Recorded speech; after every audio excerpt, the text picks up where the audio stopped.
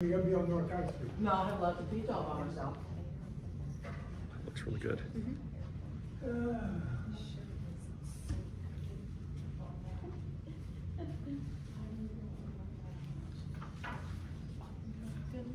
always works, I think, copy. That's good.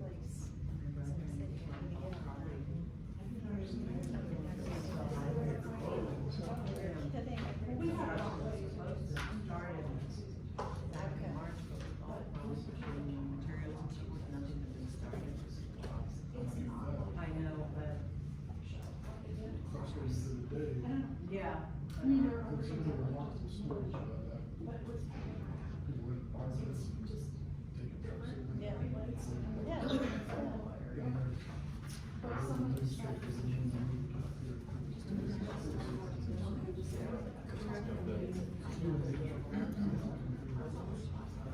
Well, and that's why.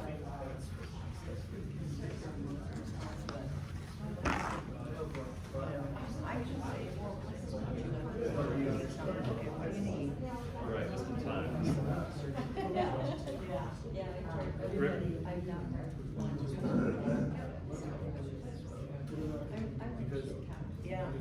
All right.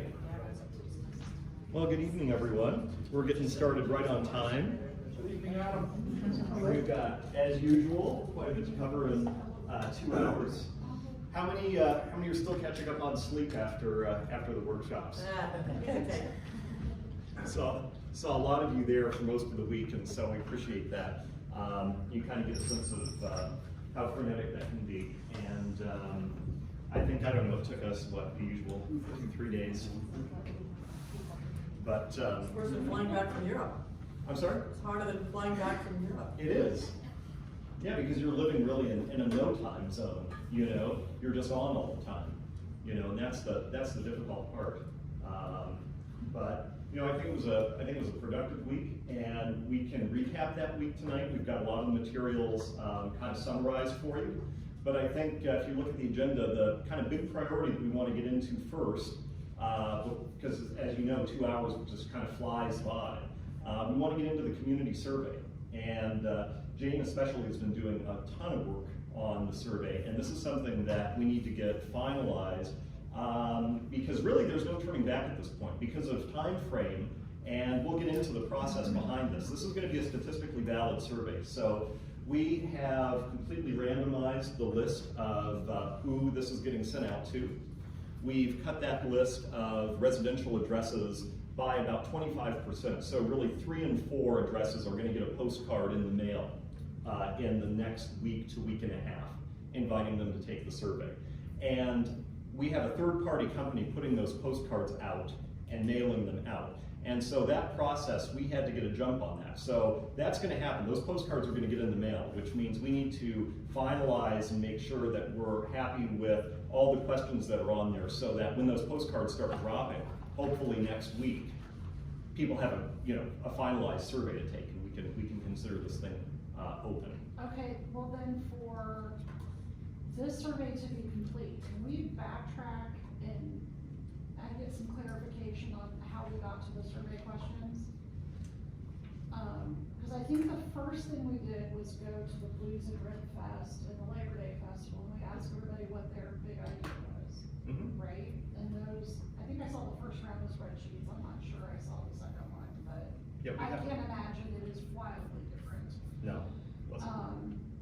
So we got a collection of ideas, and then we sat in a meeting after we submitted potential value statements, and we grouped those together. And I'm a little unclear how we jumped all the way from a list of ideas to things we want to survey the community about. I don't feel like the committee has agreed on the value statements. I don't think I just feel like we went from 1 to 9 without some work being done with the steering committee. So I'd really like to understand how we decided the core values of the core values and how these are the right questions that we need to get answered. Well, I think one of the things that we're going to look at, in the draft survey questions, right, there are questions around those core values. we're not just taking those as cast in stone. We're actually polling on how do you interpret these? Do you find them to be important? So I don't think that we ever were saying that the core values are cast in stone, but we had a week to work together. And I think during that week, the people that showed up really put a huge amount of, blood, sweat, and tears into that. I think that could potentially be the missing link, because I didn't keep attendance of who was at what piece of the workshop, but we did spend an entire morning, 3 hours, I think, talking about the fundamental foundations of those core statements, and they were derived from some of the community input. So I think it went from just community idea, high level, from the Blues and Ribs and the Labor Day Festival, into some words on a paper, and then in that particular workshop, some draft statements were created, and then those draft statements were a little bit further refined. So that, I'm guessing, I'm speculating, that could be the Because I think missing I link. only missed the one morning, so that was. That it might have been, it was not a large group, it was I don't know how many people were there, but. We can look, and Denise, I thought you were there constantly. So, I apologize if that was the one that you missed. I mean, I think that was, and Laura, you were definitely there. That was really I think 3 hours, Jane, of hashing out and really doing a lot of wordsmithing. And I know you were a part of that, really, and really trying to wordsmith those, phrases a little bit. And so we've got to have a starting point, right? It's like, how do we do a survey if we have nothing to survey the community on? We've got to have kind of the basic ingredients to come in. And, you'll see there's other questions. The draft that we're going to walk through this evening is the last draft that was sent out last Friday. So nothing's been changed or altered, and we can go into sort of the rationale behind some of the questions that are on there kind of as we deal with them. But I mean, I think that we're kind of getting into, we've done a lot of public input. There's still a little bit more public input to do, but we really need to get into a kind of a validation process. And one of the big components, right, doing this validation process, and this was asked for by the city going back, to their RFP, was a statistically valid survey, meaning we do surveys all the time with master plan projects and community plan projects. But to do one, at a really high, rigorous level where we're ensuring randomization, we're ensuring nobody's passing the survey code around and just taking it multiple times. We'll talk about exactly how we've developed that, how we have safeguards in place to do that. And then we're working with a professional political scientist, pollster, and statistician that's going to take those results, interpret them, analyze them for us. So nobody here, nobody from the city, nobody from McKenna are going to be able to touch or tamper with these results until that report comes back to us.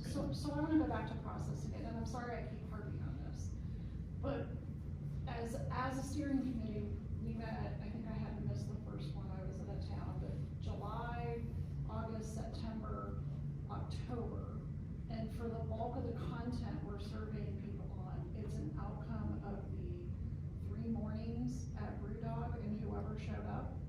No, go ahead, Jane. Oh, I think it's one component of it is those value statements. But, if we walk through the survey and you all have seen it because it was sent to you, I don't think that it's based on that one morning. Like the majority of the rest of the questions are coming from what the city delineated in the RFP, coming from concerns that we heard, or thoughts that were brought up during the big idea exercises at Blues and Ribs and Labor Day, and also just some of them are best practice questions. So I guess, Denise, do you feel, I'm wondering where you see that all of the questions are centered around those core value statements? Well, I think that's just a part of it, right? It also said that we came out with community goals in future land use. And again, I was there for the land use, and there were 3 tables working, and what those 3 people came up with, or those 3 tables came up with, were just presented as, nobody got to weigh in on other parts, there was no discussion. Is a gap? Do you feel like there's something missing on here, Denise? I feel like there's no, Because Read out? I We understand what have you're an saying. agreement and discussion, I think, Yeah. that if you came to that meeting, your idea was considered good and it was included. And we can't be all things to all people, and I think that there should be more discussion before we survey. But I'm not comfortable with the process.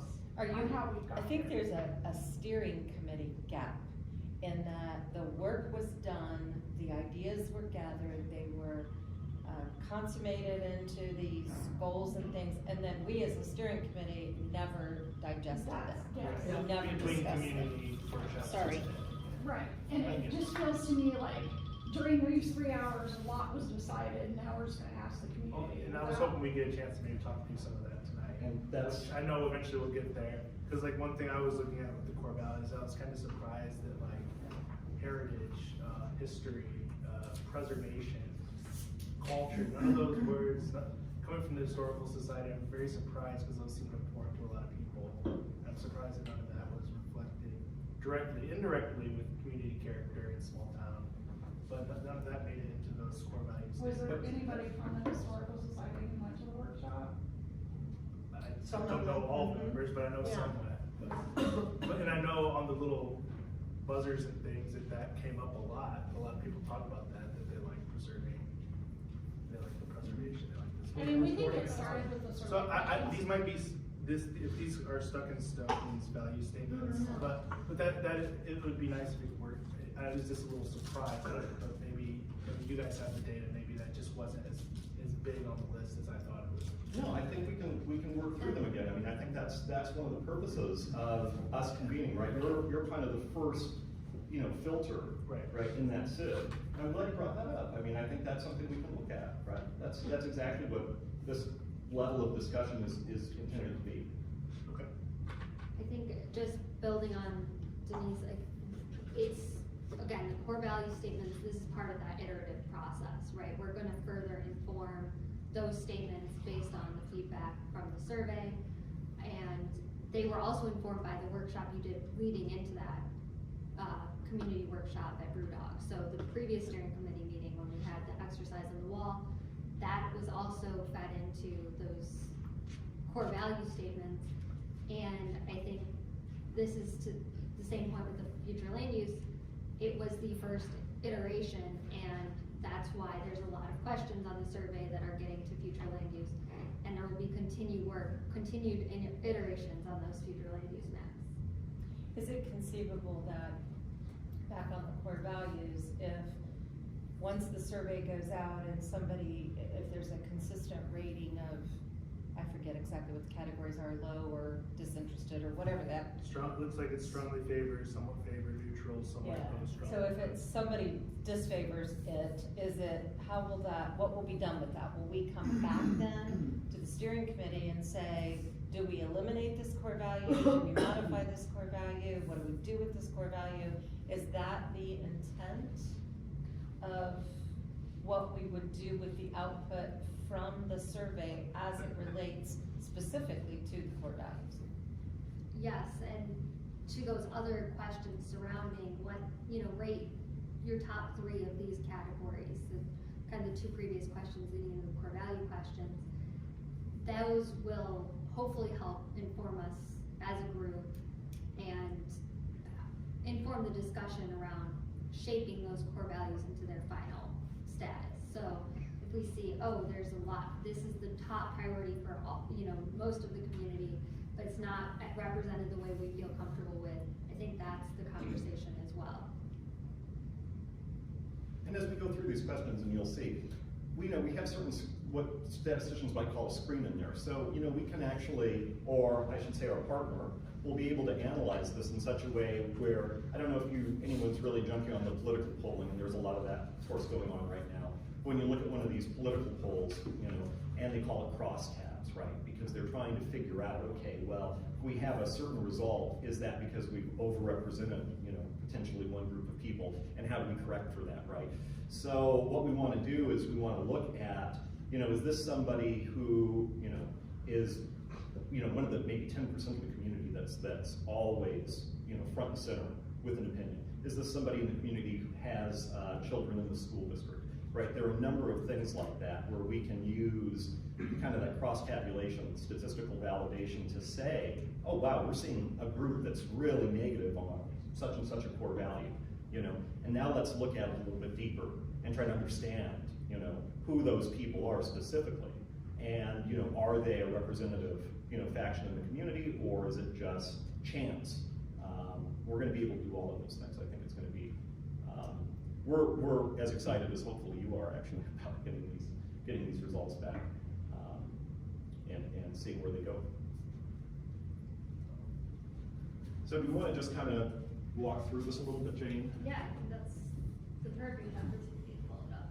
So while Jane's pulling it up, like I said, you know, in the next 7 to 10 days, you know, mathematically, some of you should get a postcard as well, because we cut 25% of the names on a mailing list of all the residential addresses in the city. Oh, sorry, what percentage of households are going to be getting this, you said randomly selected excerpt? 3 and 4 randomly 75%. selected. 3 and 4. I don't understand that. Yeah, why would you not email everybody? Why would you not provide it to everybody? Well, I 3 and 4% of households? No, 75. 75%. Oh, okay. 3 out of 3 and Three 4. out Oh, of sorry. four. I thought you said 3 or 4. I did too. I'm like 4 households. What's that going to tell you? No. No, I got you. that would be a 3. confidence interval. 75%. So 75%, okay. 75% that have been randomly selected, you know, through just a standard randomization process on our mailing list. They're going to get a postcard, and that postcard is going to have a unique code. The code is going to say you need this access code to log in and take the survey. And what Jane has up on the screen there is our survey platform, which is outlook.com, which is really, a lot of the pros use it. This has a lot of advanced functionality that Jane probably knows about and goes a little bit over my head. But it's one that our independent partners recommended as well that we use. So as you can see, we've got the brand in there, and it should be a pretty, you know, seamless experience that looks in line with a lot of the other materials that we put out. So they will get that unique survey code. We don't have any way to know which codes are getting matched with which addresses. That's another kind of control on this. In case anybody says, oh, you know, you can go back in on the back end and say, you know, code XYZ translates to Lori's house or something like that. No, we'll have absolutely no idea. I'm sorry, can we go back to the survey? So 75% of the residents are gonna receive it. What's the talk track for the 25% who don't get it? So the track is, you know, if we are to mail it to everybody, we want to make sure that we're not overrepresenting, again, like I said, those 10% of people that are always responding to everything, that are always coming out, that are front and center. We want to be able to say that, you know, we actually took this and, you know, it was a randomized process. We chose 75%, and I don't want to put the math up on the screen because it'll give everybody a headache. But basically, you can do the math and figure out from your pool of respondents, right? We only have about 3,600 total addresses in the city that correspond to residents. So with a group that small, okay, if you were to take, let's say 10% being your response rate, so if we sent that postcard out to every single address, 10% of them responded. If you're trying to get what professionals kind of consider to be statistically valid results, you know, which is like a 95% confidence interval and about a 5% or less margin of error, you know, it would take, you know, about 10% to 20% response rate to get that kind of right in that zone. So if we were to chop any more off, if we were to say we're going to send it to 1 and 2. I'm sorry, I understand. This is Okay. I'm saying we've told the residents that their voice will be heard and they'll weigh in on the survey, and now I moderated the survey and 3 of my neighbors did, and I had stuff I wanted to say. I want to know what we're telling those people, why they weren't included. So I think what we're trying to do is we're trying to ensure that, again, we're not overrepresenting one particular group of people. If we can say that at the outset of the process, it was a randomly selected subset of addresses, what we're going to do is we're going to make sure that, you know, a particular, you know, voice or faction. I'm sorry, I can't answer your question. I guess I just want to make sure that you guys out there representing this project and asking people to watch their mailboxes for the survey. They said I didn't get one. Adam, would it be unreasonable to ask you to come up with no more than 4 sentences that we can give in layman's language to give those who would ask us, why didn't I get one? I think the most important aspect is this randomly select, this random generation is coming from an independent third party, correct? Based on the statistically valid survey. And I'm guessing there's no possible way that a household that didn't receive it, if they wanted to receive a code to participate in the survey, that would ruin the statistic validity, right? It would, because then we'd have to tamper with the process. I mean, I would appreciate having 3 to 4 sentence response to people who say, And Why did I get one? could we maybe also have the survey like outside of the statistically valid and have it on the website or something, so residents could maybe, that didn't get it, could still fill it out, just in a way that it would go to you guys and you would see the results, even though it wouldn't be in the actual statistically valid portion of it, just so they could provide that feedback. I don't know. I do agree that I can foresee certain people will, if they don't get the survey. And there's going to be a And there will be group of some of people who them. are going to bitch and moan that they didn't get a survey. We all know that. It's So plain and simple. So I just. If they just- do, just- they do. And they will talk, and just to preserve the validity of the process, it'd be nice if we could come up with some way to make sure that if someone does come to that we could have some way for them to have an That output. doesn't say, sorry.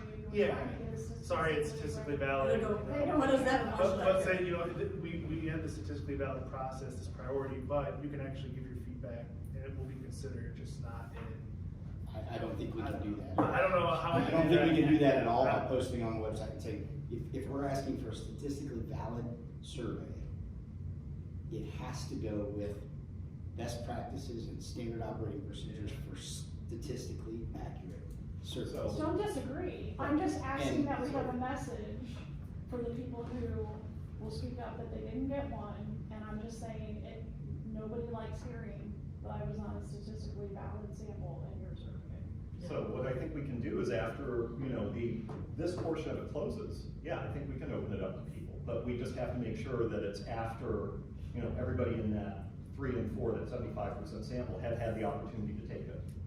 So that we can make sure that those results then are kept, you know, separate in a black box, analysis gets performed, and then, you know, we can Well, and open it also, up. will the second community workshop be after we have the results of the survey? So people that aren't receiving it could come to that then and weigh in on the survey results at least, and provide feedback that way, right? Yeah, I think, So.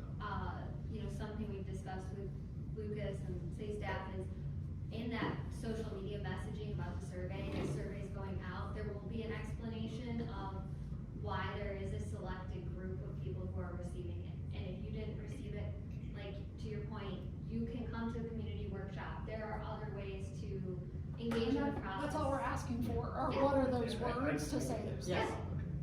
I get it. I mean, we'll have that, and the hope is that we'll get, 500 plus people filling out this survey. It'll be around 20% of the people that receive it. And so, if we can get that, that's a great response. So I think that's definitely one thing we need to do too, is make sure people that are getting it, that they fill it out, cause that's a valuable thing. We're not gonna know who they are, so. No, But I think to that point, we are gonna, like, work, so the city posted on their social media, hopefully people can share it, and there will be the language of, this is why this is happening this way, here's where you can further engage. If you do receive it, please fill it out. That's all I wanted, okay. Mr. Put it Mayor and in. Lucas, do you have any idea of all the people who are registered to receive city texts? Do you have any idea what percentage of the residential population that represents? It's a few hundred, and we don't know if they're residents Is or that all? not. Yeah, so I mean, you can sign up for notifications, You have to sign up. just even if you don't live it's in funny the how city. it's the confirmation bias, you think everyone signs up for them, but really it's just a couple hundred people. So fun, if that was a really Yeah. hefty, list. Well, and that could be, That might be a and I don't flexible- know if that's something also, they could maybe go out in the mayor's letter and what the water bill. Yeah, we're gonna miss the print version of that, because the results of these Just the are timing. expected to be in like mid-November, and it gets mailed the second week in November, so Okay. unfortunately, it's gonna be a lot of social media and then just putting notices out, Okay. Well, I think the skeletons are gonna take the survey, if I'm not mistaken. That may do something, but to Lucas's point, I mean, I think 20% of that sample is gonna be about 560 responses, which I think would be phenomenal. And we could definitely meet those requirements for a margin of error and a confidence interval. With that number of results, we could actually take it down a little bit lower. Well, anything, I know you wanna get into it, I wanna get into it, but I do have one more question. Sure. The document that everyone receives in the mail, correct? It's gonna be, so it's a postcard. Postcard, I think is a link to the survey. okay. Will anything that on that postcard explain what the purpose of the survey is? Yes, we have very limited real estate to do it. Understood. That says, you know, you are invited to take a survey that will inform the results of the new community plan for Canal Winchester. We promote our website, obviously, for more information. When you're gonna go to the website, starting next week, there is gonna be a button or a banner, we'll figure out the design, but somewhere prominent that says, you know, I got a survey postcard. And then you'll click, there will be an FAQ, and this discussion that we've had the last few minutes will inform the content that we put into that FAQ. Or recipients who do not have a computer Yes. have, their own option for response? I'm glad you asked, because I was gonna get into that. So it does note on that postcard, if you prefer a paper copy of the survey, please bring this postcard, okay, to City Hall. And so when they go to the window up there, what will happen is, and we'll provide the city with instructions with a print copy. They will be handed a print copy in exchange for a postcard. That code that they have will be written down on a cover page by an employee, and that will have mailing instructions for them. They will mail that directly to our sub-consultant, our pollster. So again, we won't see them physically handle them, but there will be, you know, validation on there that people weren't just walking in off the street trying to take multiple surveys, you know, asking for a print one. It's like, no, if you, you know, and we'll double check to make sure that that passcode wasn't used twice either, right? So we have a little check on that. If somebody wants a print. Hopefully not very many people go with that option, but we want to be accessible in case they do. I think it also has one line right in the beginning. Well, I don't know what the instructions are. So the postcard will have a QR code, and alternatively, if they just go to our website, there will be a direct link on there in case they got the postcard. If they can't scan the QR code. And we've optimized this for mobile, right? So if you just wanna, you're sitting around in a waiting room at the doctor's office, you know, you can do it on your smartphone in just a few minutes. And, just as one final point on the process, houses are single-use unique, so if someone, you know, already does it online, comes in, tries to get a paper copy, that passcode's already been expired, so just one more kind of safeguard. Is it addressed to the address or to a specific person at the address? Just the address. It's good. It's going to say Canal Winchester resident, you know, 123 East Waterloo Street, so on and so forth. I tend to throw out anything that doesn't have my name on it. Well, maybe that's why we really hit the social media hard, saying, pay attention to this, this will Talk be to coming people, to make sure you. they know. We have a really tight window to do that too. I know, but we. We have a sample image that you can provide to us. Yep. It's okay, let's do the best we can. Keep your eyes out for this post. Yeah, if we have a JPEG or something that we can depose to show, no, watch, if you see this, pay attention. That's a good point, Ann. We talked about this afternoon. I think what we probably want to do is we want to take the postcard. We're going to change that into a JPEG that can be shared by you, by the city on social media. And again, I mean, the branding is what we've been working with all year. It's going to have that kind of speech bubble, you know, at the top. And on the actual postcard, it says, let's envision CW's future, take the survey. But we can change that and we can say, you know, watch your mailbox. And, you know, say, you know, survey is being sent out to a selected household. We've got a week to get that out.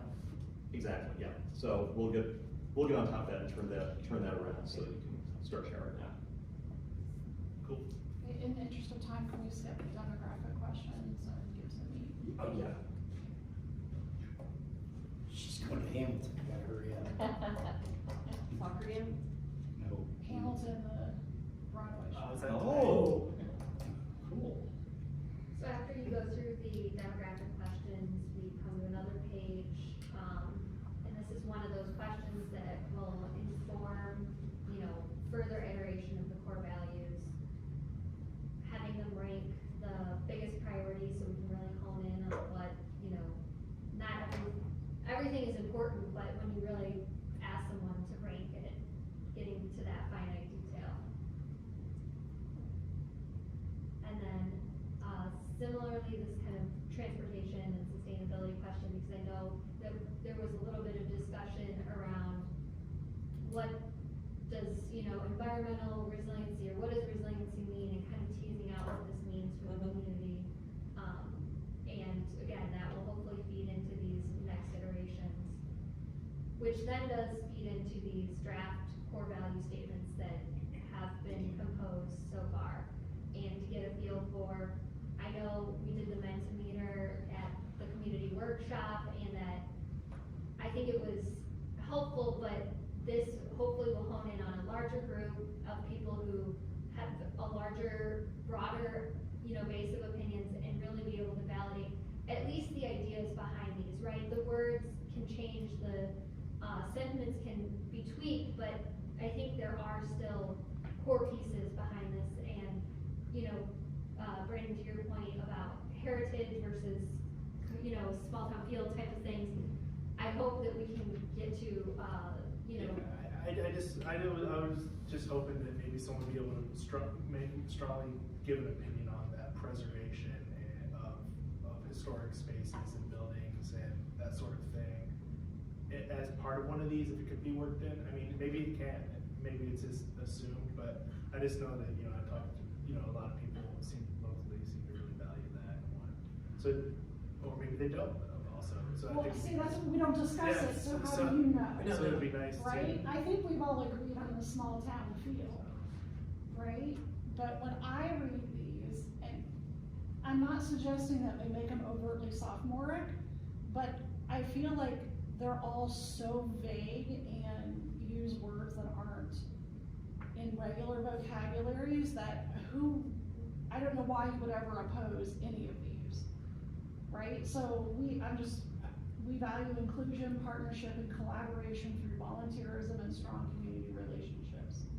Are we just saying we like people who volunteer? Like, I don't even know what I'm supposed to do with that, right? So what are we trying to say there? I think your point is very valid in that, because if this is going to, If this is the only survey we're doing, and it's 75%, going to 75%, but I wanna get it right. well, and people are, to Ann's point, they're gonna say, oh, it's to residents, and we lose that percentage. And then they're gonna get to this first question or second question and go, I don't even know what they mean, and then we lose that percentage because they don't wanna take the time to read through and go, what is that asking me? Yeah. And so I think what I hear you saying is, can we ask these same things but simplify the wording? Yes. When you take into consideration that the New York Times is written at the 7th and 8th grade level, the Columbus Dispatch at the 4th, 6th grade reading level, there's a reason that they do that, and that is because, you're trying to reach a large population, and they all are gonna have different backgrounds, and, to Denise's point, these statements may just be, I don't even know what they're asking me here, I'm not gonna fill this out. I'm gonna throw something out, just as a for example. We're not suggesting that it should be included here. For example, a question. I don't mind building a lot of industrial stuff, if it'll give us more taxes for the schools. Simple. Boom.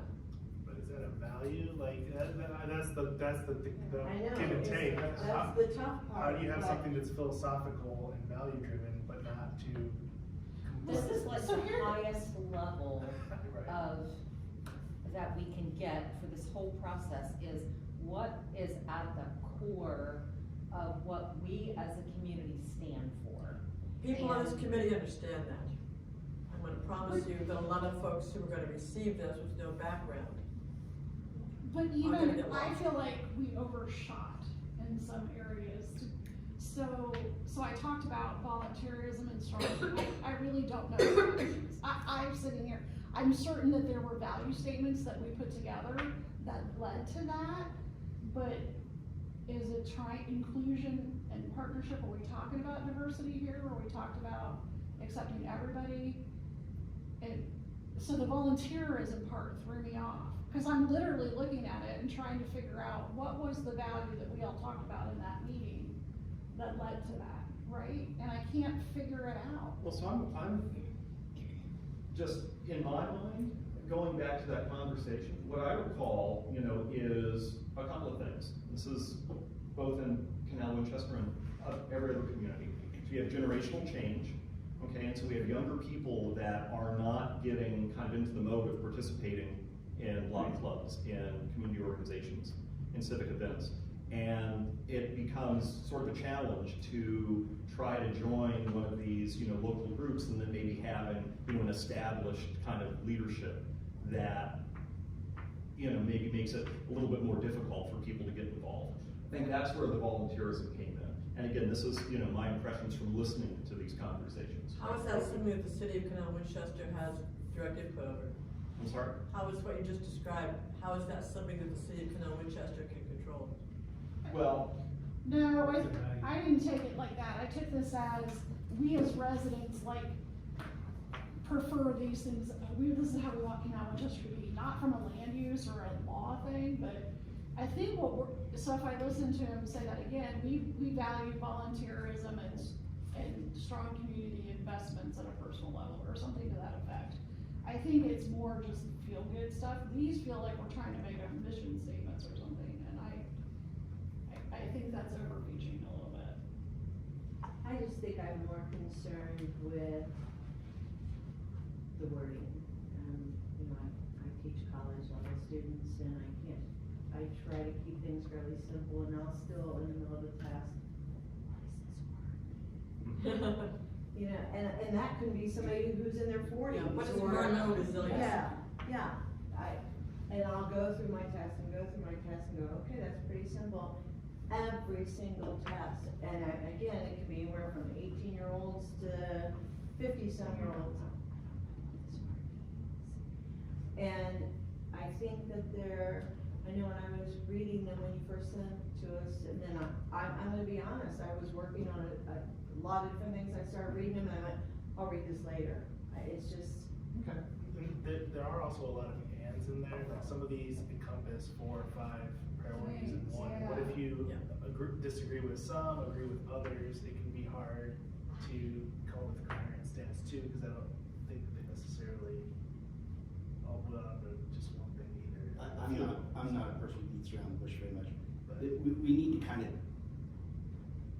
Say it. we need to dumb down the statement so that It's clear. the everyday person understands what we're asking for.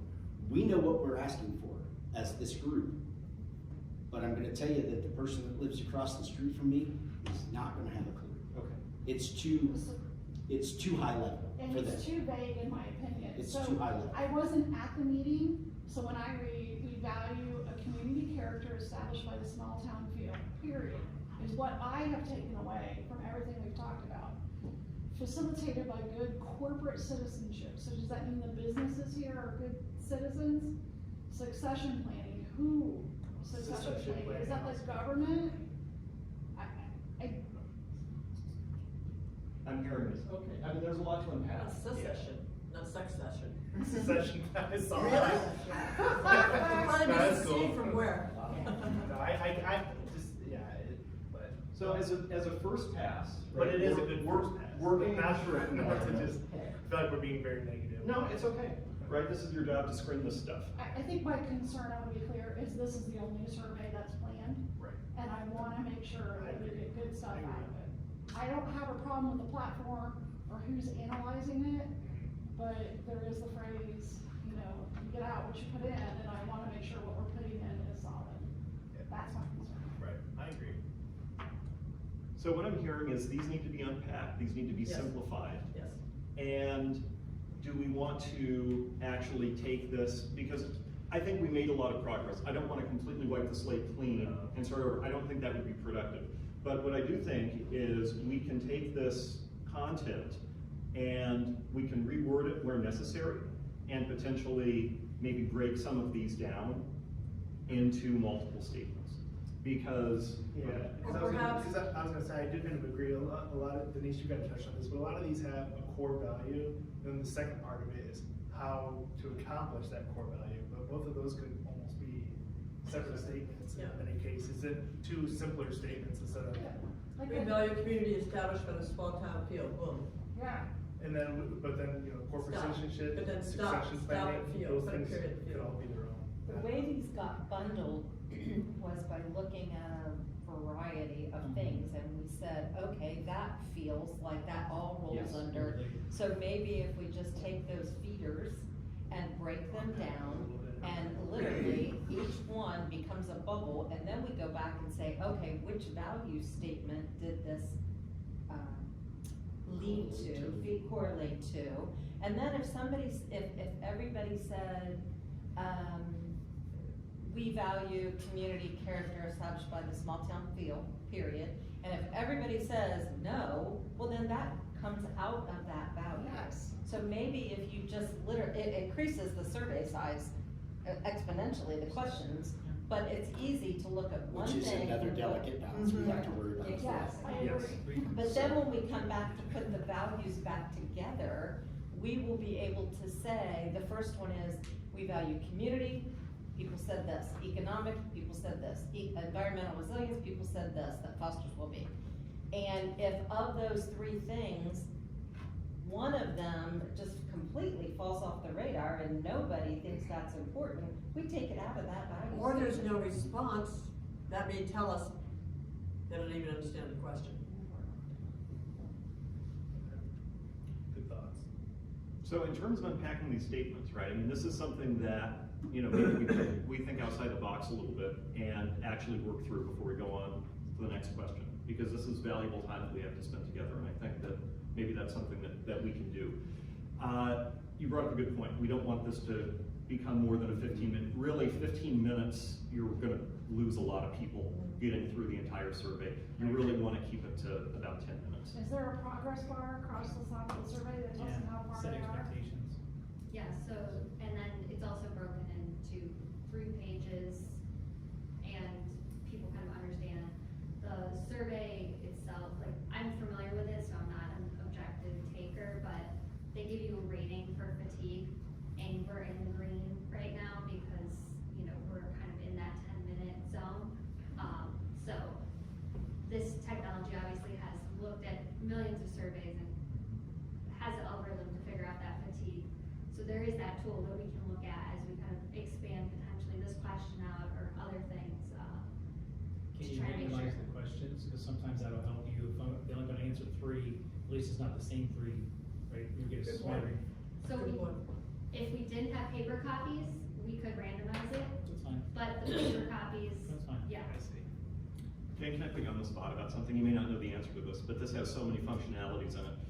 I actually took surveys in my spare time, many years ago now, 5, 6 years ago. I took thousands of online surveys, and if you do enough of it, you can actually make decent money out of it. Yeah. One of the things marketers will do is they will have statements like this, and even back then the technology allowed it, was you could click on a word, right, and that word would highlight. And if you clicked it once, it would be green, once yellow, you know, once more red, you know, and marketers would give you like potential ad taglines, right, for an ad campaign or something like that. And they would tell you to go through and click on various words that made you feel, you know, hot, cold, you know, that kind of thing. You don't have to answer whether or not we can do it. Let's pretend we could. Is that a technique that might help us get maybe a better degree of response? I think so. Just spitballing ideas. I might cut you off because this does not have that finite technology for individual word analysis. We don't, okay. Can we briefly run through the other questions and then maybe we can decide as a committee where the ones we want to put most time into? I think that's productive, yeah. Yeah, before we spend all our time right on this, that might be wise. I think it's productive, yeah.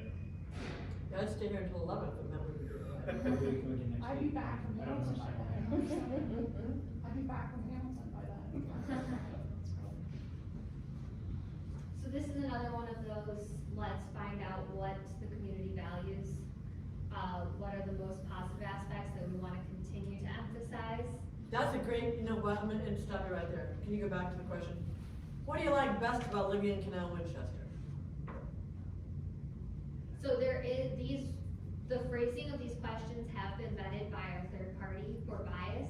I'm not saying that that particular phrasing is not, you would not pass that, but I do want to just put that out there, that they've gone through iterations just in the phrasing to ensure that it's not inserting bias in the respondent.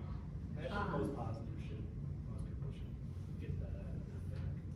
Just putting it out there. I think what you're point to, and is when the results come out, that we put them in terms like that, right? We share it that way. As far as the execution of this question, I'm sitting here taking the survey, and to me, I understand the question perfectly, and I'm gonna go and I'm gonna buzz through that list, and I'm gonna click the ones that are important, that I consider to be positive aspects. Boom, boom, boom, Yeah. done. Yep. Seems like a good example of what we're looking for. Yeah, why couldn't we do that with the, I don't wanna go back to the core values, but why couldn't we do something like that with the core values? Because you're looking for a rating. So, but we could take words, Right, right, individual words. and we already know where those words track to from the core value perspective, so, The core value state, the question prior could be more structured like this. Yeah. Yeah. Keywords. Or at least these responses are certainly more simple and easy to understand, yeah. You can buzz through pretty quick, understand them. Okay, so we, What I can't get over, and so somebody can help me understand this, so in a question like this, I don't think this is wrong for this scenario. But what do you consider the most positive? What would stop somebody from checking all of them? Sure, we have all this, but then how do you know what's most important? They're not Well, asking it's for the not- most important at this- this point, yeah, they're asking for what. Everything isn't equally important. What's they positive. ask, That's why they're asking me That's the difference what between I best think and are, positive, right? Say what's best, you're gonna get a couple answers, what's Yeah. positive, you're gonna everything that's I know. positive, so. they're asking me as the respondent, what do I think are the most positive aspects of living here? And so I'm gonna go down through that list, and there are some that are not the most positive, they're positive, but they're not the most to me as the respondent. And to that point of what's the most important, right? The ranking questions, which again are more general categories, absolutely, but it does force people into, here are your three, right? Here's your top three. What do you value the most about your community? 7 and 10 are tied together behind the scenes and the analysis. Right, that makes sense. Kind of controls on each other too, probably.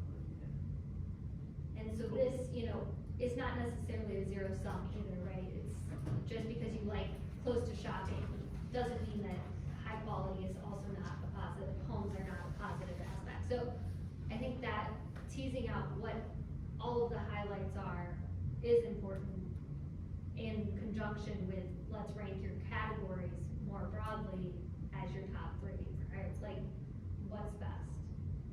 And I think everybody has something in their mind that they're gonna say is positive. I don't, Eileen's on vacation, but I know that, she would definitely check location in the greater Columbus region, because I've heard her, speak to that point so many times now during this process, right, as being, particularly important to her. Not that other things are not positive either, and I think we all can kind of, answer that in our own way, and I think that goes for anybody else. So to answer your point, this question mirrors that other question, which is one of the reasons why the phrasing occurs this way. Okay. So what do you consider to be less desirable? Now, if we said, what do you dislike? That's really strong and tends to create bias into the question. So by phrasing it as a mirror to the other question, you have a balance, but you're also, yeah. I totally understand what you were getting at. I just want to give more context. I appreciate it. Yeah. We're a little more direct, I think, than most people are. What do you not like, what do you like? Yeah. I'm a little more direct than most. Just because you don't like something doesn't mean you completely dislike it. It's not, okay. I got a question on the one you're on here now, number 11. A few of the questions it says lack of industrial motorized transportation, lack of cultural events, lack of green space. Can't you just say, instead of saying lack of, Yeah. just go green space or non-motorized transportation, or, I mean, to me, that's putting words in their mouth when you say that, I think. I think that's a good point. I think that also comes up with a little bit of sort of the bias that gets written into questions. So, for green space is an example. If we just said, what do you consider to be less desirable? And that box just read green space. Well, now we could be having somebody that doesn't like green space. I know this sounds weird, but there could be theoretically somebody who doesn't want to see green space. And that's what the presence of green space, So it's a clarifier there. right, is less desirable. So that's kind of the reason why you would put a clarifier there.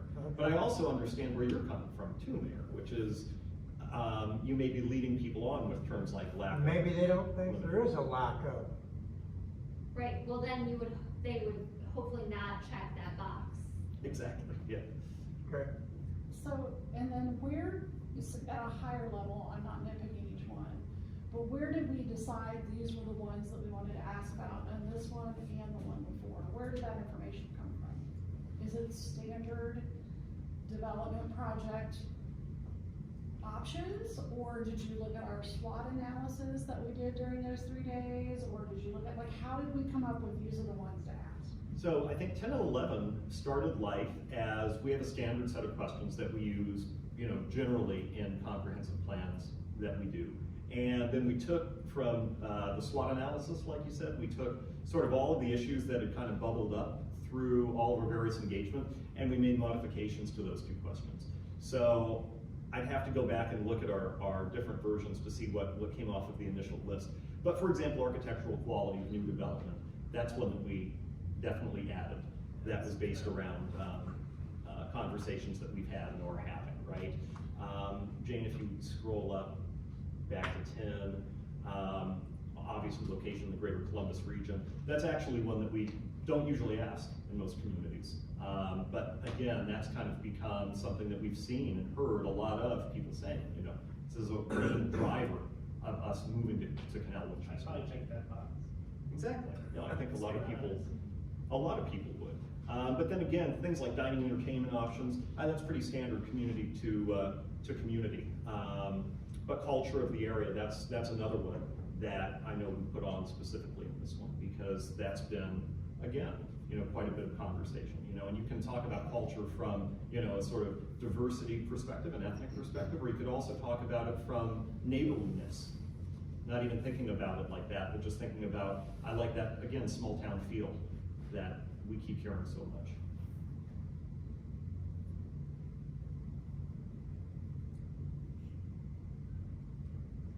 So this one's interesting. I think this was touched on a little bit ago. I don't know if anyone's ever done a survey with one of these questions. Basically, you've got 100 points, and you're going to allocate them in some way. By the way you fill in your numbers in those boxes, it'll do the math and make sure that they add up to 100, right? And I think we'll give you like red numbers or something in there if it doesn't add up. Well, why just 2? Because they're gonna put 50-50 or 100-0. They could. No, why would they do, I would think we'd have like at least 4, if not. well, those are the 2 options for funding things in the city. Either you have jobs or the residents pay, right? I mean, those really are the 2 options. I don't understand the question.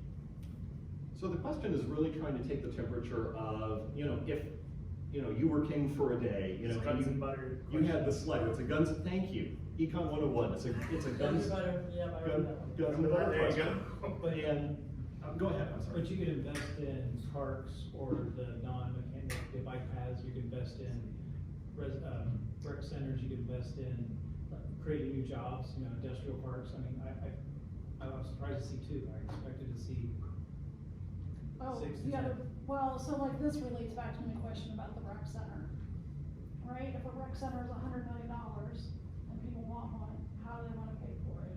Do they wanna pay the residents, Oh, how do you pay more do- tax? Yeah. That's Or what do you- we add more Oh. business It's to a- pay for it? It's like a revenue. That's The exactly last how I sentence, interpreted the last that. I sentence, know, but it's. we need to worded reword a little bit on the Yeah, question, because we're, None of us are getting- yeah. at first I missed it until we started to talk, but that's saying, where should the money come from? Not, That's saying where it's coming from, Not- or where you wanted to spend it? I see. It could be a lot more clear. Okay, yeah, so imagine you have where 100 we're asking, where should the money to do those things Come from. come from? If you had $100, right, really, or it's We can do Something that. we want Yeah, costs, that- something let's we tighten want that costs up a lot. $100. How would you, Where's the money coming how would you break that? Just Right. $75 How would towards you- job growth, $25? Where's the money for that? Where's that $100 gonna come from? In that case, there is city income tax, there's property tax, we can do different levies, I mean, Yep. there's multiple funding mechanisms. You're absolutely right, there are, right? And, I mean, we could break that into, 8 or 9 or 10. Well, Different. a few more than two. 3, 4 maybe. Well, yeah, I think this gets at that fundamental. But when we're talking about, we've just been talking about, we don't wanna overly confuse them or intimidate with, words. We start getting into 4, now we're really starting to think, okay, 25 plus 40, and then, yeah, it does the math for you, but we have to balance it between just keeping it too really high level, what's the ratio, or, So are we really asking people, if you want additional city services, are you willing to pay more income and property taxes, or do you wish to have Yes. businesses? Yeah, funded? it's That's really what we're awfully- asking, right? Yep, but as a grading scale, like a slider. I'd really like to see that one significantly reworked, like, how do points transfer to money? Again, we've gotta dumb it down just a little bit and a little more clarity. I would say let's be In a the lot more question. concise about what the question is. So maybe it's what percentage of these categories would you like to see earmarked for funding for the services mentioned in the survey? I think that's a Well, it's basically asking, how do you want to pay for it? Yeah, I think How do you we'll wanna let pay for it? brainstorm on it. Do you want the pot money to come from here or from there? And if so, on what percentage basis? so if we change points to dollars, and we just kind of dumb down the Just to work it question. a little bit. If you had $100 to fund quality public services and amenities, how would that or you need to raise $100, I guess is. That's the where That's you the go. better question. That's where you Right. need to go. Okay, Bingo. we're gonna make a note of that, we're gonna raise $100. We need to raise some money. Where are Where we do you want raising that it? money, how do you want that money to be raised? Or whatever phrase you have. Through your real estate and City income tax and property taxes. income tax and or property tax, or Through, adding new jobs to the city. Yes. Okay. I'm not sure that's still fair though, because you're putting city income tax and property taxes in the same category, they're two total different animals. Yeah. Yeah. That's why I Okay, mentioned. property tax. So it's really government revenue, right, is what you're getting at? No, I think the difference Or they is- get broken out. yes. could do Am 3. I willing to 3 pay more categories. to have something awesome, or do I want the city to leave my taxes alone, regardless of what they are, to make a business pay for it? I don't know if the answer's gonna be. It'd be interesting to know, I Yeah. think. If people stop and think about it, you'd be surprised, it's not always 100-0. With all this to do in 10 minutes or 15 minutes, they're not gonna think about it a lot. There's a time to think about it. Well, it's striking But that that's- balance, and there's no timer on this, I mean, if somebody wants to sit and ponder it, they can. It's good, we pondered this in one of my political science classes for quite a while. So you said, Jamie, But I mean, I remember you're right. Look at split the that into parks. 3 Columbus Parks, Income, they find, property, people are willing to pay for and the parks tax. growth job, minded yeah. development. I was like, well, hey, higher water rates, no, but they're fine to pay for parks tax. And levies are certainly a source.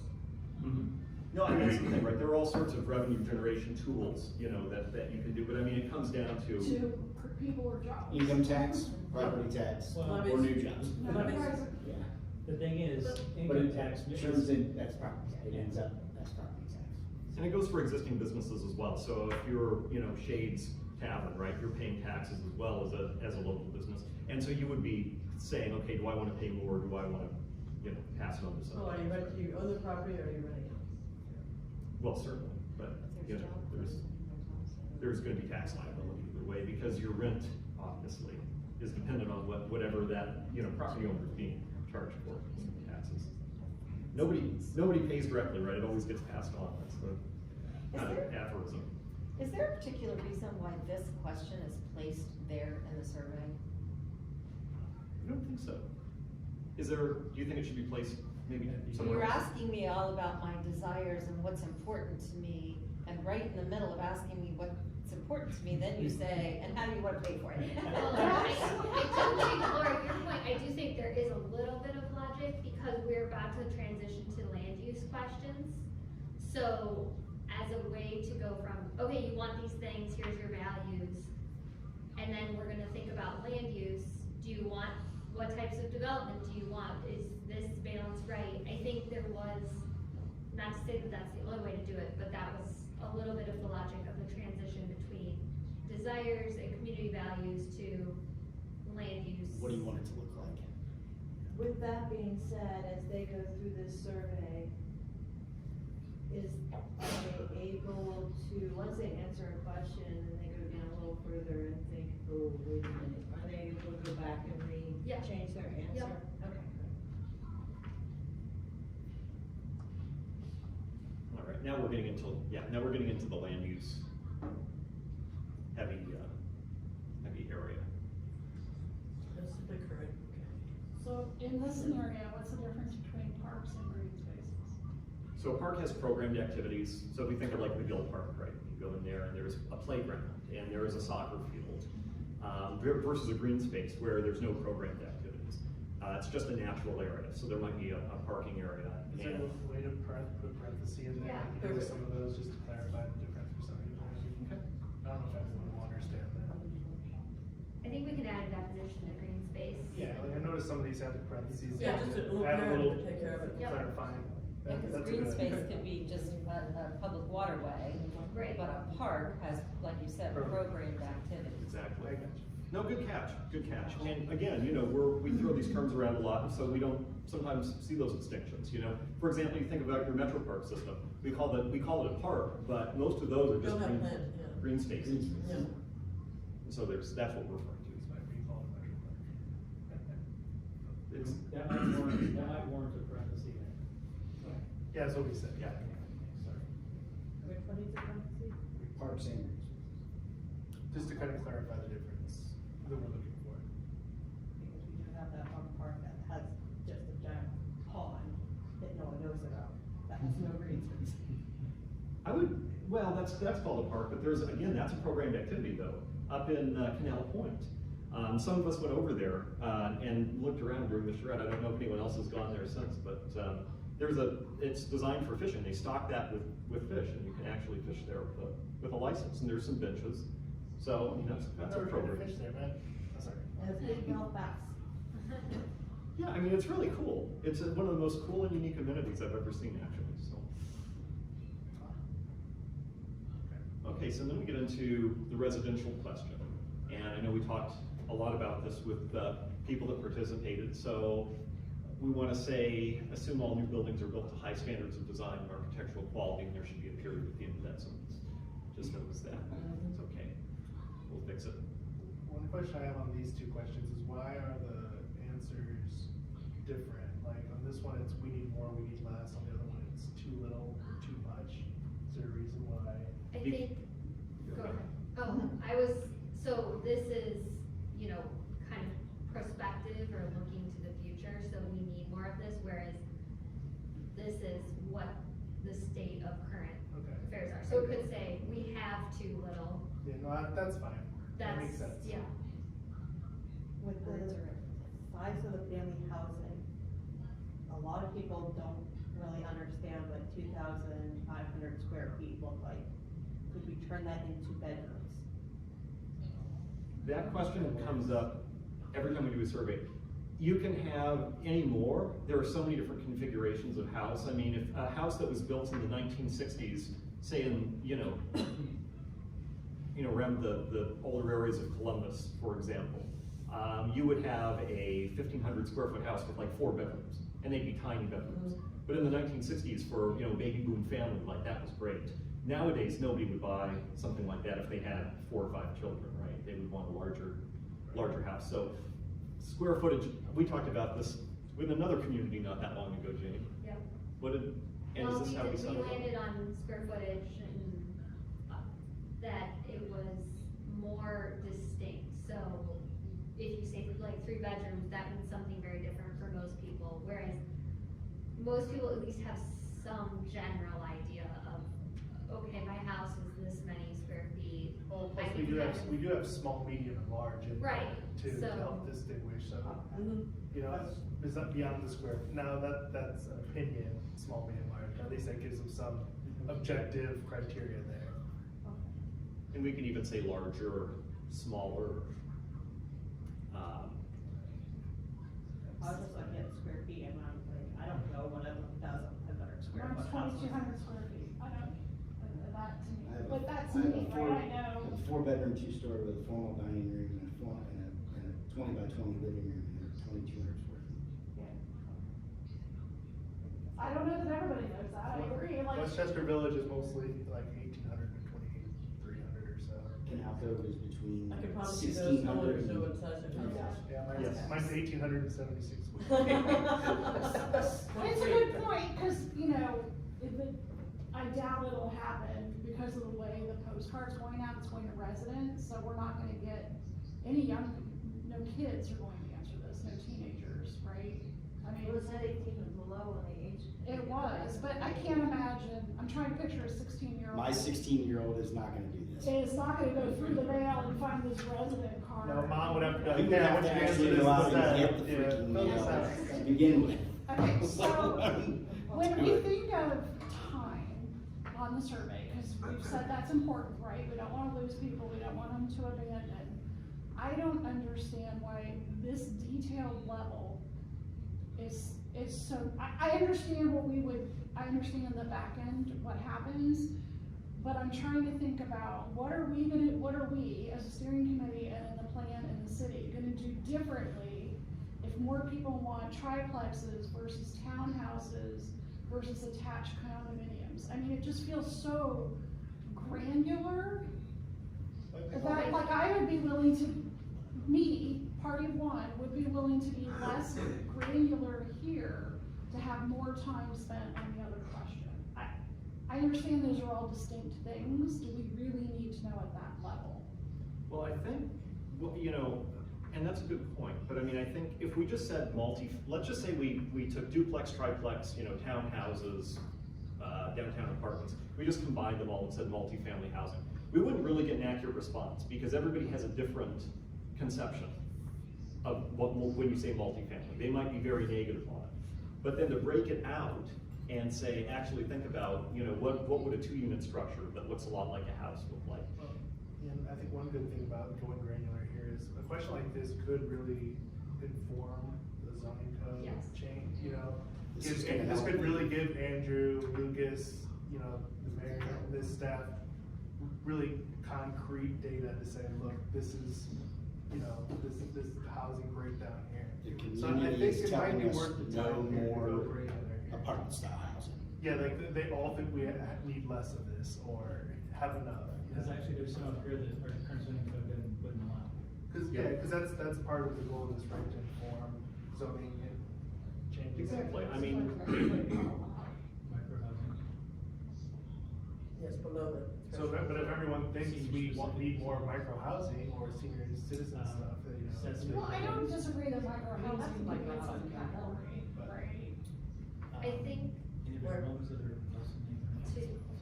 to the conversations that happened at the workshop and talking about this iteration of the future land use map to make it as comprehensive to what the community wants.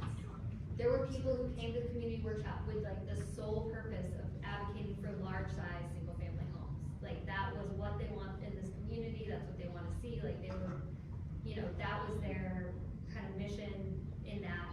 And then other people, you know, we're talking about the townhouses or the mixed use, like, or the senior living facilities. I do think there are a lot of opinions around this in a lot more distinct ways than we might assume. Where I wouldn't have necessarily guessed that someone was gonna show up to the workshop with the sole purpose of saying, I want large size family housing in the community, and that's my, you know, opinion. So, I do think there's value to that. There's also a way of getting at what maybe isn't currently serving people. If, you know, if there's not large size family housing, to your point, sounds like, you know, most of it kind of falls in that mid-range. So, I think it could help inform that future land use in that next iteration. I think there's 2 categories that, in my opinion, that where you're gonna get your answers from is gonna be, what stage of life are they in? How old are they in their finances? Well, it's three. It's like President Biden now. Yeah, this, I think the results of this will be very interesting because we don't have significant diversity in size and structure and offerings in our housing market. We have multifamily, we have single family, and we have a handful of condos. This, I think, lends itself to saying, are we diverse enough in the housing styles that we offer? I think, I personally like this. I like the long, drawn-out list of options. I will totally capitulate on this. I guess I just keep, what if, just playing out the future, somebody says we need, the most popular answer is triplex and quadplex, 3 to 4 unit structures that resemble individual houses. And the developer wants to come in and they say, actually, we've done our research and we wanna build, attached condominiums. Like, we're gonna say no, it has to be, like, I guess in my head, it feels so granular. It'd be interesting to know and it guides some things, but it doesn't match real life. But I will capitulate and that's fine. It's just a really long, detailed question. And we're concerned about time, so. What do you guys mean when you're saying granular? Exactly what are you saying? Just break it down to a lot of categories, I get really think into the nitty gritty instead of more. Grains? Yeah, exactly. Yeah, More detail. You want Brazilian or you want bluegrass? But would you agree that every one of those styles of housing They are is very different? unique. Yeah, Yes. there is. And this is to jog people's memory too, right? Because most people aren't like us who sit around and think about these things most of the time, or at all. And so to jog somebody's memory and say, oh, wait a minute, I did read an article about microhousing, I saw something about it on HGTV. Oh wait, those were pretty cool. You know, things that if you just asked them point blank, what do you want to see more of, they might not be able to recall. And I think that's part of the reason behind the granularity there. This is just a order, is there a reason why the micro-housing isn't right under the small, single-family housing? No, not particularly. I think, yeah, it got grouped in with accessory dwellings, you know, as both of them are very small scale housing options, but. Is there a reason why cooperative units isn't an option on here? Well, that's a form of ownership.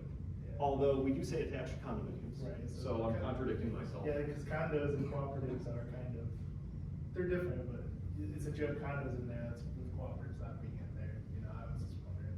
Or if you think it should just be, if condos and co-ops should be listed as the same category, I don't know, but.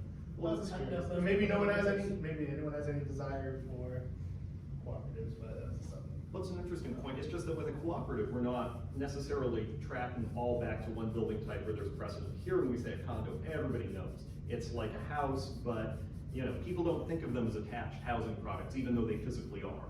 You know, my parents live in one, and, you know, I know a lot of people on steering committee, you know, live in these communities too. So, you know, it evokes the sense of a very particular type of building. Apartments and Yeah, so why does that, So why this is that distinction? comes to the last question, but because of the formatting and having images, this gets kind of broken out into like separate numbers, although it kind of falls all under the same category. This is a matter of the limitations of the software in terms of where we can put images into what type of questions. Can I put you on the spot again one more time? Yeah. Would it be possible, like, if you were to say, where it says neighborhood scale mixed use areas, if you were to mouse over that picture could pop up? It can't do that? No, Okay. this is, you know, for better or for worse, the best option in terms of displaying images. In the word to picture ratio will look like this. I just wanna make sure it's very clear, because some of these pictures could evoke either a negative or positive image of that particular, you know, structure. So it's just make sure the word's very clear too, that you're not evaluating that business. You know, that was my first reaction, that was group- somebody's gonna look at that building and say, No, I don't want more of that exact same thing. Right. I'm sorry, that's just how people interpret things. I think this is a great point of discussion, because similarly, we had character images for the housing question, and then for kind of a similar thought process, said maybe we get rid of those so people don't have something attached that's Like right in maybe front instead of of a them. picture, you could put like in parentheses, like examples or something, and list 2 or 3 in each category, so they could say, oh, that kind of thing. Yeah, what is the So- definition of mixed use? I was just never gonna say, well, most people know what a mixed use, what that means. So, okay, so 2 things. So the disclaimer statement on there says the photographic examples are intended Right. to depict the general scale of the development in question. So, People won't read that. They won't get that far in the question. okay, and then number 2, what is a mixed use? I mean, mixed use is what it is. Now, we talk about a mixed use district, that could just be retail and residential, retail on the ground floor, offices lofts above. But then you could throw office in there, right? It just depends, again, this granularity question, right? How do you want to define uses? And what you're really trying to say is you're building buildings, okay, that can accommodate more than just one thing. So, if we were to build, just think about a regional mall. You can't live there, you can't have a doctor's office there, you can't have a professional office there, right? It's just for one thing. It's for going shopping and buying stuff, and that's single use. And then once you, configure it so that you throw, any number of things in there, people are redeveloping these malls, right? Putting in apartments and lofts and offices and doing all sorts of things, that becomes a mixed use development, even though you might still look at it and think of it as a traditional shopping mall. So that's one component, mixed use. And then when we talk about, okay, what's the character and the context? That's where we need to have something to kind of evoke just a general vague sense, and this is where we get into, how built up is that area? Is it, traditional main street such as, High Street there, right? Do we take that, one level up, such as what you see in number 17? Could you go back to 16, please? How does that picture represent traditional Main Street and mixed use area? The birds. Is Shane's even a mixed use building? No, but the area is, Yeah, so I- like you've got, It's interesting. you've got, offices on top of Right, a some lot of of those the buildings. Shops. and- Shops, yeah. Most of Another them, studio but Shane's. apartment, I get it. but- You have 2 apartments above the block. I just don't know if that picture Yeah. represents what you're trying to say. Should we not use a picture of downtown Canal, Winchester? I think that's, that category, traditional Main Street mixed use area, tracks with your Yeah. historic downtown. I think the picture should be more of the buildings, not the birds. Because I had that same reaction, and I'm like, Preferably what a are building these that is a birds? mixed use building. Maybe, Yeah, no, maybe where it the is. other side of the street. Yeah. Okay, we'll get a different picture. Yeah. We'll get a different picture of the streetscape in Old Town. Okay. I think we just take it from the other end, take it from Cornersmith, heading towards Shades. That was- Yeah, Cornersmith that's- is also a mixed yeah. use building, so that would be. Just take it from that corner and move it down. Right idea, different picture. Yeah. We probably have it. Some of these are open and shut cases. That's New Albany's Kroger. I believe that's New Albany's office.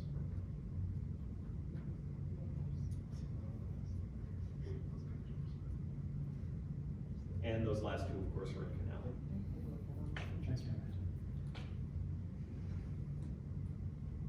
And there we have it. That only took us 15 minutes, so should make everybody else less time. Did we hit Time the flies. safety thing at all? Was there one question somewhere in there that said how important is safety? Yes. Okay. In like that big jumble, Right there. this one, Public safety, police. and then there's fire. also one up in the Nevada. Valley. Alright. There's also this transportation safety and public safety in here. What are your big 3? Okay, so at this juncture, as you can see, it's 6:50, that gives us about 40 more minutes. We want to take no more than 5, I mean literally no more than 5 to catch our breath, and then let's go back and try to unpack, I think, some of those value statements. We all agree that that would be a valuable use of the remaining time. Yeah. Perfect. Okay, so that clock is the master clock, so we'll, when it hits 6:55, we'll jump right back in.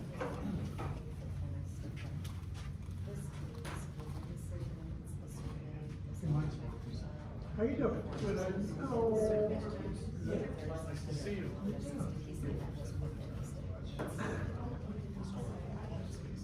I think it is. Eat your cookies, please.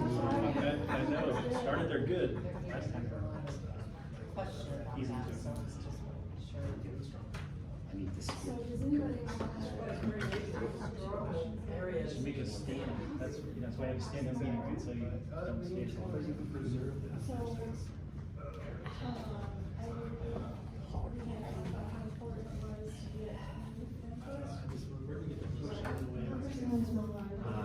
Pardon? Gave it to us and they said, Oh, "Save this." Yeah. Foundation, yeah, foundation, she was the last generation system. That's why. Last week, I was here, and she went up there, and she. I don't think any high school. I don't know if we wanna adjust it. And I did the. So she started, checked her blood pressure, her blood pressure was down to like. And I might have the number of the demographics, it was like 65 or 40. Any other times, Yeah. But it's. So she called Mark White, well, she gave her another list. She gave her another, and she called Barb, Barb said, okay, what's your blood pressure, this, that, and she said, I gave her another. They were right lower her blood pressure.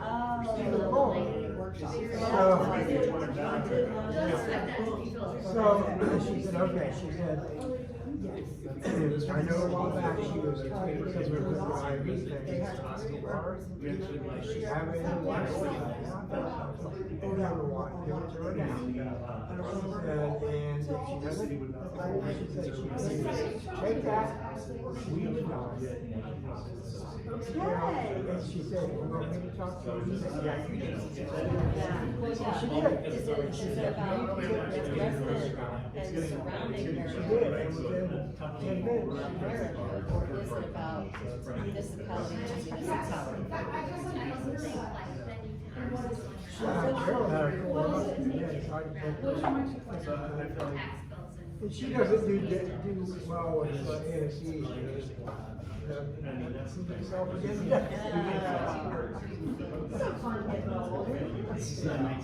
Rock, paper, scissors. How are you? Good, how are you?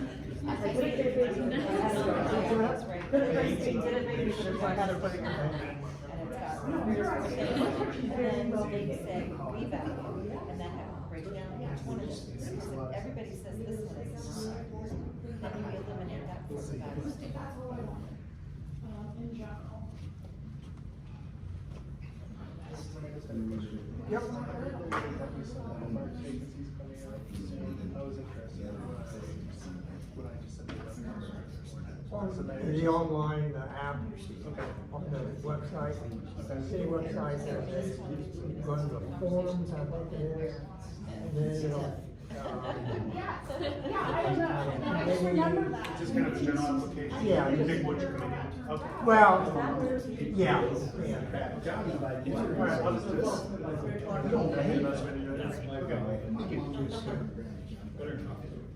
One coffee, I want coffee, but I don't want coffee. I gotta go have a Go ahead. coffee. You gotta go have a Lucky is not I'm gonna coffee. leave.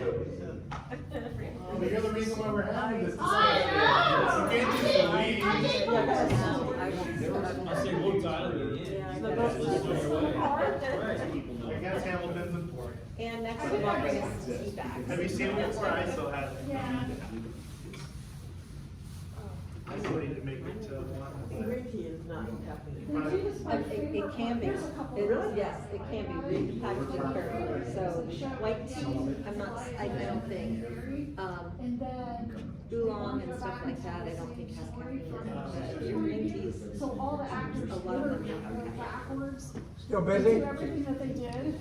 Still busy? And like unwind, and it looks like unwind. It's the coolest thing I've ever Still riding away. I watched the one they Still had on riding Disney away. Plus, Haven't the watched original, it. but I've never seen it live. That would kick me.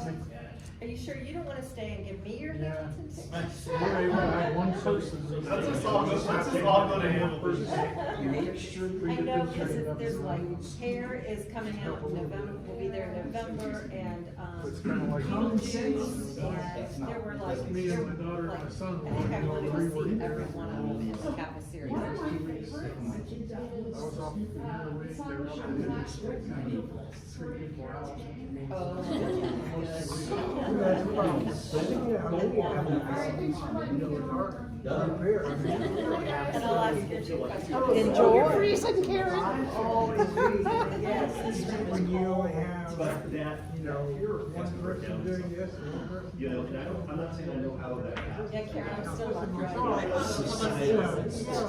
You gotta really time it well, and everybody's gotta kick in and do the right. Yeah, and it's almost a voluntary thing. I wouldn't wanna say, yeah, only one person. Well, And 25 people, it's just not gonna happen. We try to use your best judgment. But, you know, I've been doing this full time 43 years, I've been kind of this is 65, if I can't take a couple of weeks off a year, and part one of those weeks. It's like when you went to school. Well, we were supposed to, Carol and I were supposed to go to, That's not what how I. all right, we want to.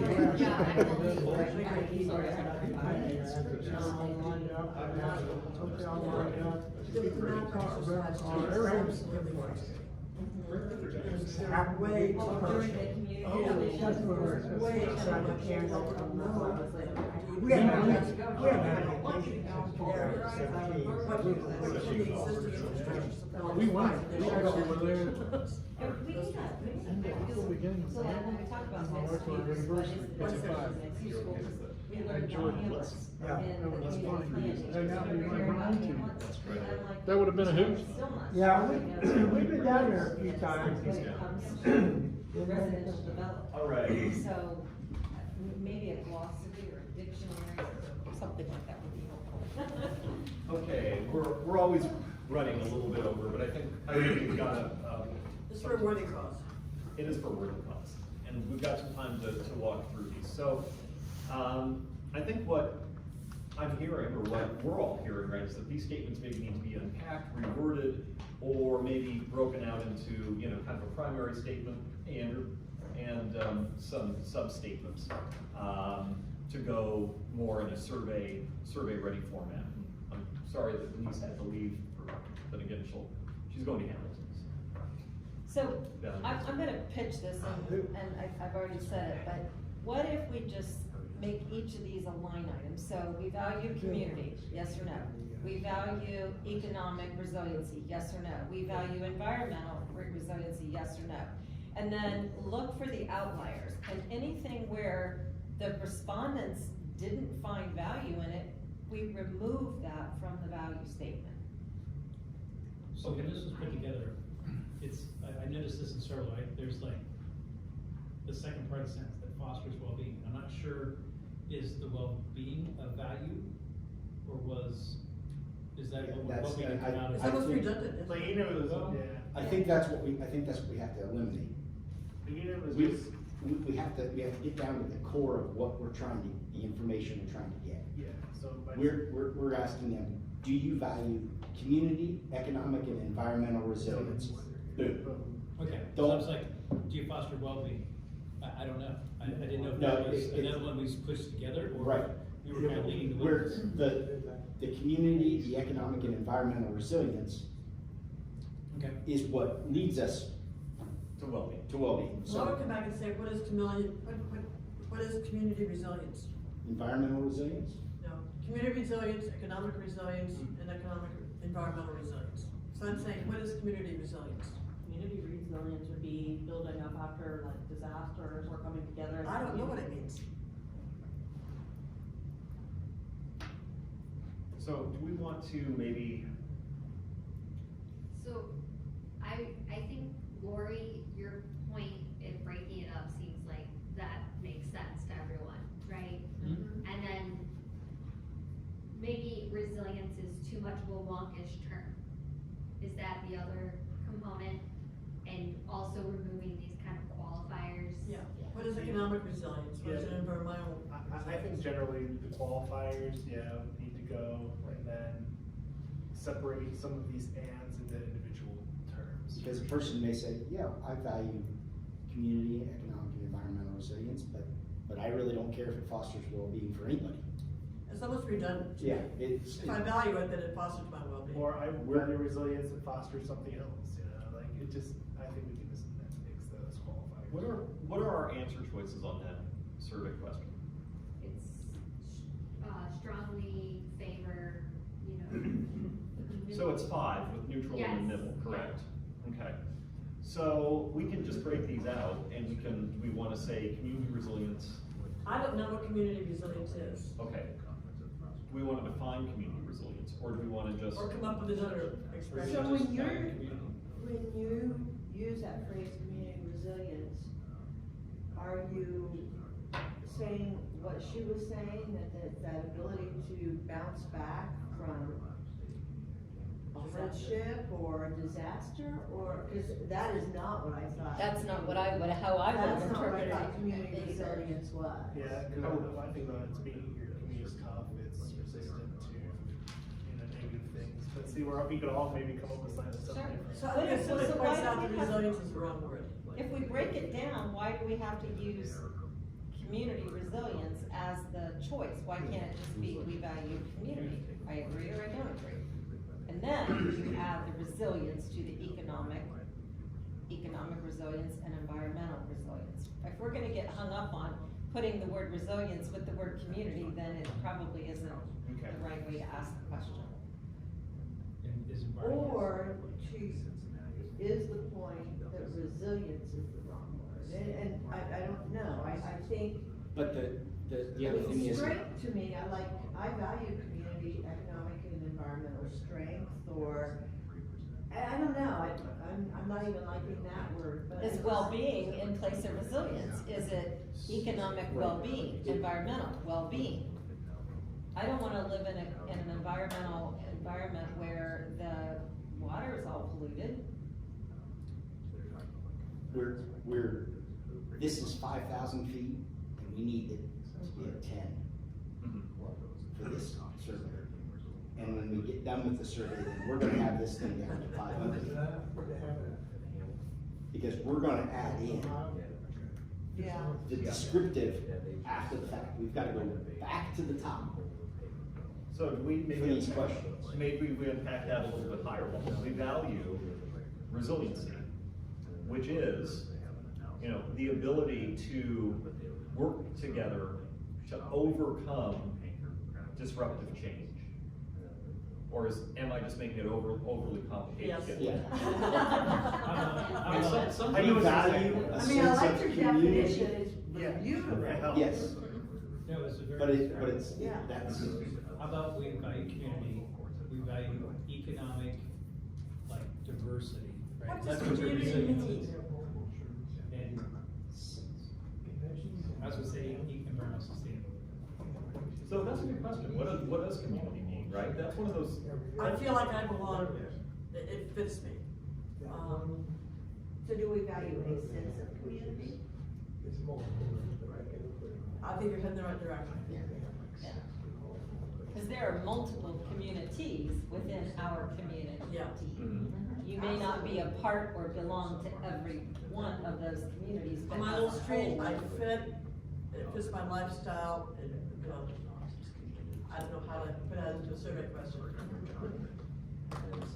Exactly, that's hard to put in Yeah, words for that's why just about anybody. I'm really, It's like, why do you like your favorite sweater, you know? So how do other people, I mean, communities got to come to the top of every other survey. Okay. So how do other communities ask this value question when it comes to community? So generally, we talk about sense of community, you know, sense So of sense place. of community.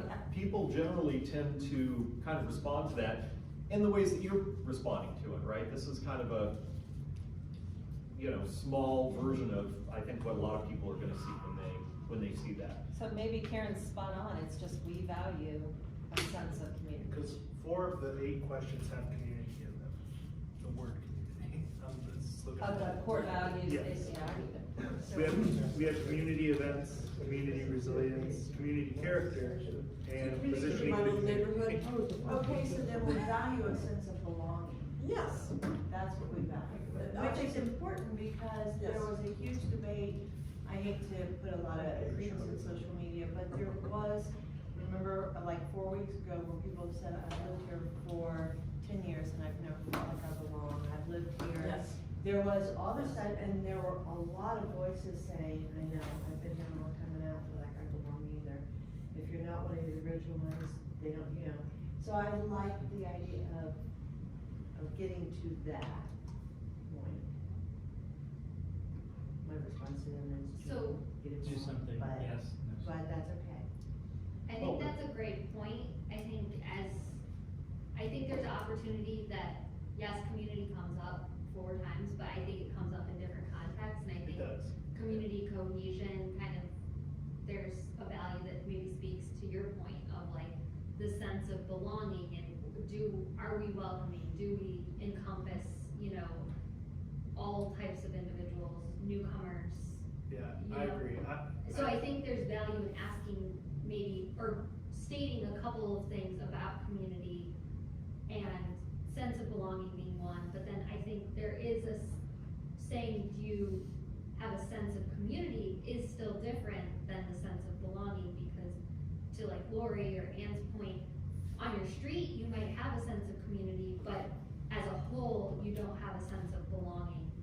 So, just to tease that out. Yep, yeah, I was more speaking in response to, if we just try to break all these down into one word, yes or no, will we have, some of these words occur multiple times, so we will have to probably do a little bit more than just community struggling, but, you know, we should add a little more descriptor with this, to just the one word, I think. Okay, so on this one in particular, then we're saying what? It should be broken down. And worded how? To me, it sounded like a sense of community.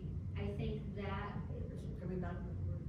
Belonging, I think is what, okay, I'm fine with that. It seemed like we were talking about 2 separate things.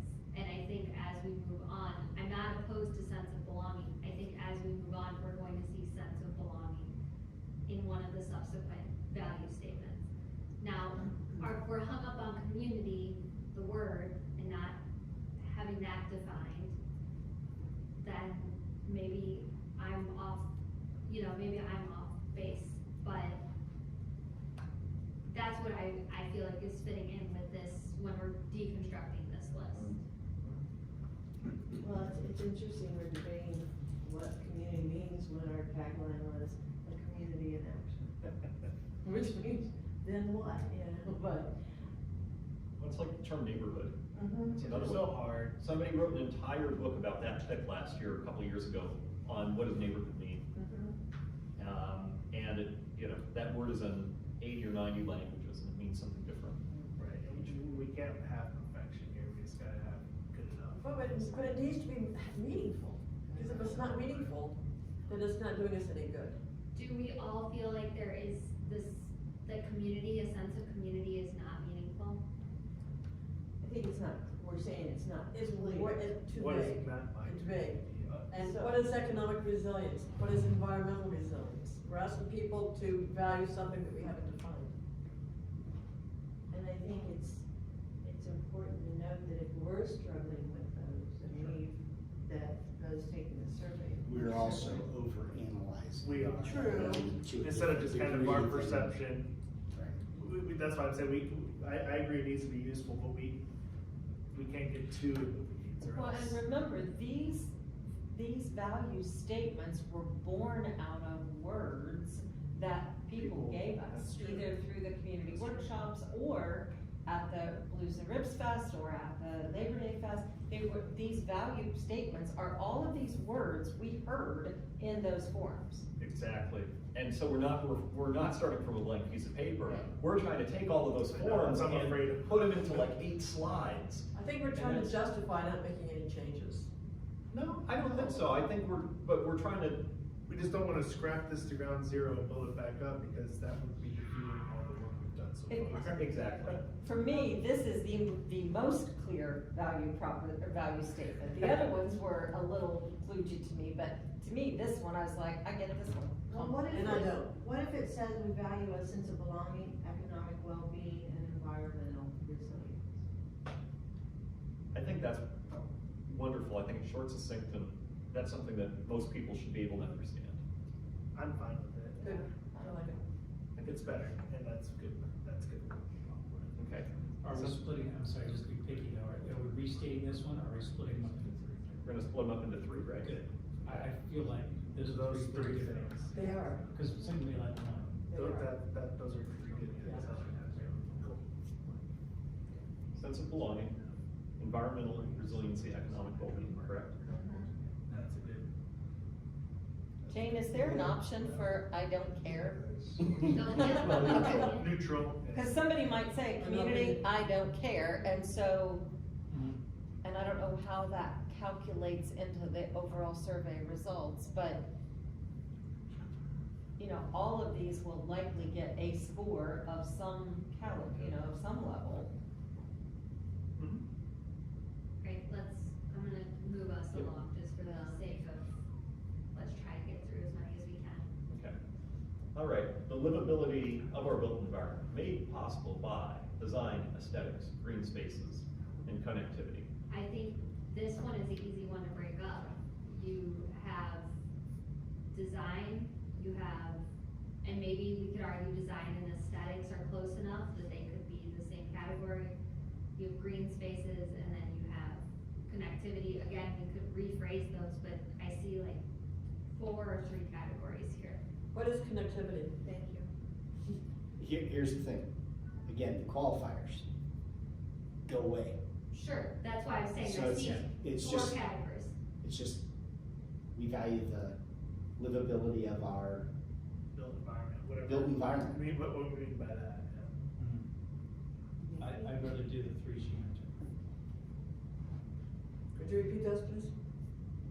So, design and aesthetics basically could be lumped together, green spaces and connectivity, and I know you said, what is connectivity? And I think we can define it, it's,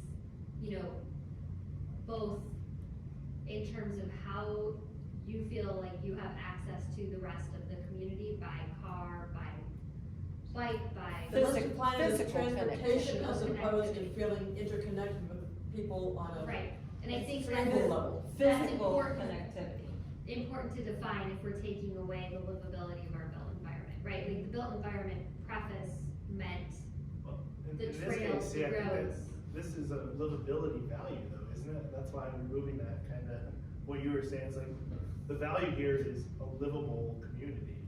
And then the rest of those are how we achieve a livable Those are community. the qualifiers. But the value here is actually a livable community, but I know what is livable. Yeah.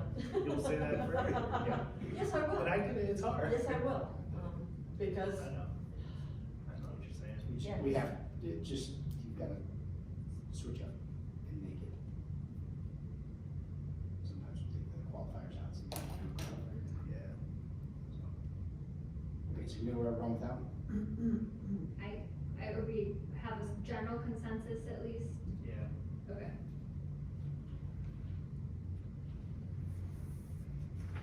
Okay, so here's one that goes back to maybe a sense of belonging a little bit and unpacks maybe that one a little bit more, right? We value inclusion, partnership, and collaboration through volunteerism and strong community relationships.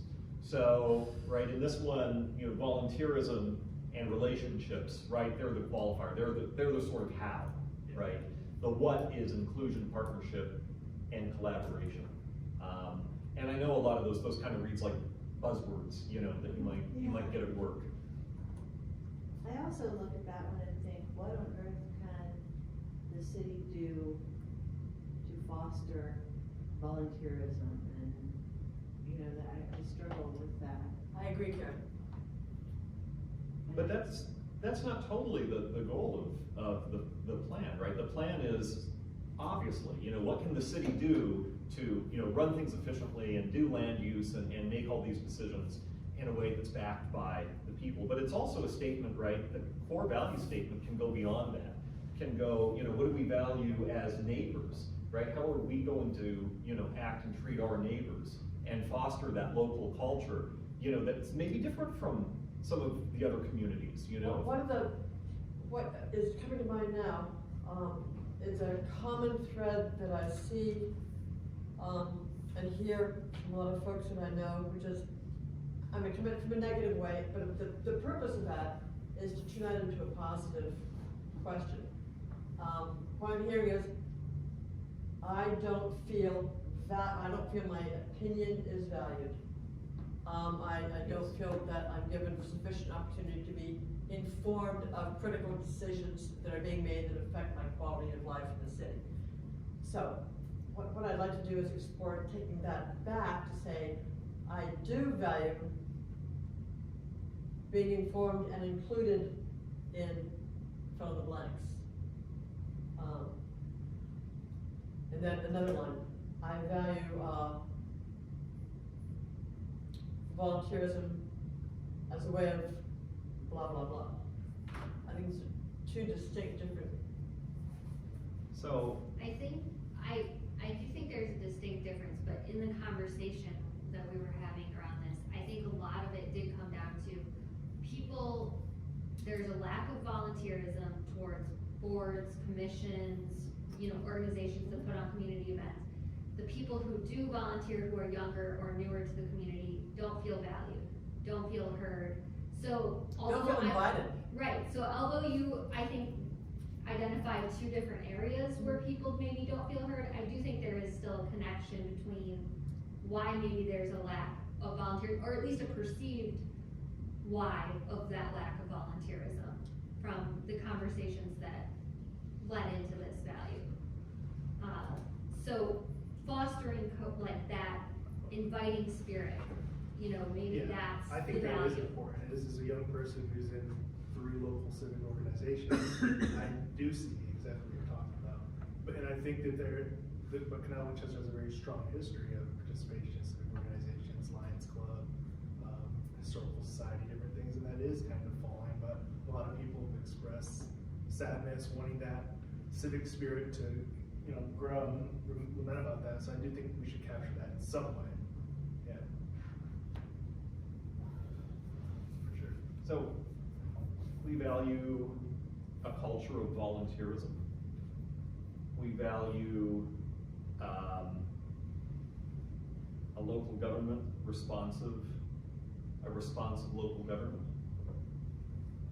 I think that's probably a good word. Yeah. Local government and civic organizations, I think those two can go hand in hand. I think one thing about, you were talking about well-being though, like wanting to participate in government, right? So I think that having responsive local government or an inclusive local government makes I'll sense go for as a that. value. I'll go for that. Okay. Just So, gives people a chance to weigh in on that. we value a responsive and inclusive local government. And separately, we value a culture of volunteerism in civic organizations. I like it. I like that. Do we really value that when Well- we had such a low turnout for the community Well, workshops? that's what people are gonna be able to That's- weigh in on. That's the point.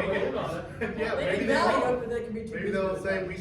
we oppose that. And I don't wanna get stuck on this, but I feel like one of the things that we're missing is the inclusion aspect in the community as a whole. So I know we're talking about the local government and civic organizations, Yes.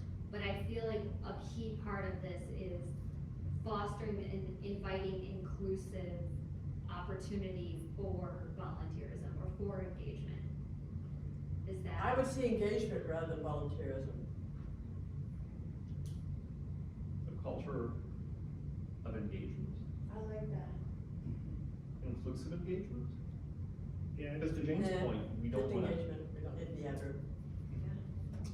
It's just tough, because I do think at some point you wanna try to use that. I think we are a little bit hung up on the word inclusion. Because in our brains, inclusion is this whole new, I have to be open to every race, sexuality, and all these different things. And in this statement, that's not what that is. Right. This is just a sense of belonging here. So, I don't mind your suggestion, Jane, but I'm just. I think engagement's a great word. Okay. Let's, Alright. just keep moving on. Moving on. Feeling good. All right. And again, this is, now we're gonna start to get ones that have bled back into what we talked about previously, right? So an established social infrastructure. This is a word, I will totally admit, this one's. Thank you. An established social infrastructure that is supportive through all life phases, enabled by community events, pride in place, and public spaces. Although it does kind of rhyme, so. no I more- say we. It's very we- clever. This, It's a good one. this entire statement could go away. I agree. What were you trying to say by this stuff? Like, what in capturing this?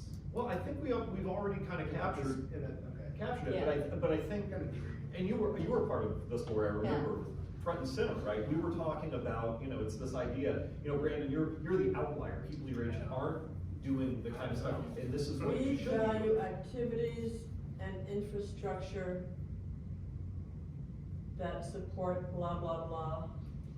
But we already said Yeah, I that in think the we might be able to previous distract statement. us, honestly, yeah, because. The only thing I think you're getting out of this one that we haven't talked about in the belonging is community events. And I think that might be something that we list out as just, we value community events because it was mentioned so many times in the engagement of the fair, the festivals. Oh, yeah, that's. And it has been brought up in the workshops. So that's, to me, where you might have one piece of this. Community events that appeal to various ages and. Just ages. put Dora on a line and let. November 7th. Yeah, I think this whole thing could probably go from that list of questions. There's only 8 for a while. So here's the small town feel, maybe this is where we incorporate heritage. Or preservation, She came in late. something like that. I would love to see that broken out, just to give people a chance to say they really like it or they really don't. We define succession planning. Succession planning, right, is one of these things where, let's say you have, the Lions Club, and no younger people are joining. And so, the group ages and ages and ages, they don't really onboard anybody new, or people that try to join maybe don't feel welcomed, because there's this old, I'm not picking on the Lions Club It's specifically. okay. We're actually the youngest Lions Club in Southeast Columbus. All right. We are. I think that's too wonky for this question. But not most of them are, yeah. But that's the idea, right, is that, okay, if as a civic organization, you're not planning to bring in that new generation and let them work up to ultimately take over your role and start leading before they turn 70, Again, what is good corporate citizenship? So I think the idea with this was, let's pull succession planning out because I don't think it necessarily fits, but corporate citizenship that would feed into the small town feel. So you're not coming in with, I'm just, giving you an explanation of the thought process. Have a corporation that comes in, it's the mire, it obeys your building context, your scale, it gives rise to the small town feel that you have established in your community, rather than, Anonymousville, USA. So where you could be anywhere in the country. That was the conversation around this, of why corporate citizenship was added, was you can have small town feel, that's great, but if you have new development or new corporations, how do you help hold them to fostering that small town feel?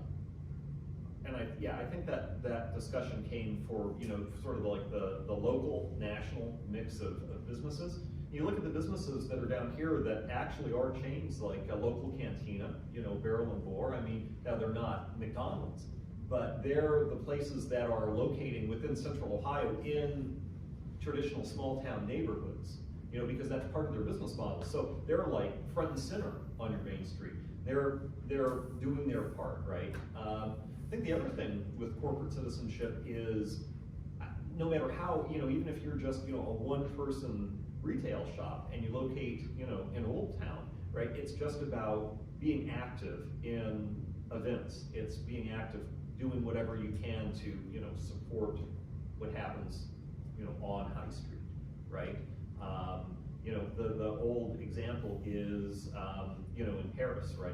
Every morning, if you've ever been there, or if you ever go there, you'll notice the shopkeepers all at like 6, 7 in the morning, they all sweep their own sections of the sidewalk. There's no actual municipal code where that is actually dictated. But it's one of these like ageless or timeless traditions. And it's like, if I opened up a little store in Paris and I didn't do that, my God, I'd be out of there in a week. They'd run you out. They'd run me out, you know? And so it's just one of these things where it's just ingrained, like, okay, as a good community citizen, you know, I'm gonna sweep that one little part of the sidewalk, and therefore, we don't have to devote a huge number of resources to having, you know, a city employee come and do every sidewalk, because we can just do this tiny little part. That's a general. I think a lot of people are gonna see good corporate citizenship, oh, that means they sponsor the Labor Day parade. Or they. whatever. But that could be part of it. Or like last night, the Bear on Board donated an entire meal for the B-Rock party. And local cantina donated an entire meal so that parents can have parenting classes at the elementary school. Well, Charlie's Yeah. they feed the Lions Club every time we clean up the interchange at Gender Road and 33. I'd be happy Very to just cool. take succession plan. So if you ever wanna come clean up the highway with the Lions Club, you get free with Charlie's. What is So the take wide out succession succession planning, We'll a talk community after. character established by the small town, facilitated by good corporate citizenship, building context and scale. It feels like there's a lot of different things in Yeah. there. Yep. I agree. Do we wanna just pare that down to a community character established by the small town feel? Period. I mean, Period. that's one, I think. Good corporate citizenship is a That's separate. enough. And then we value corporate citizenship, we value succession planning.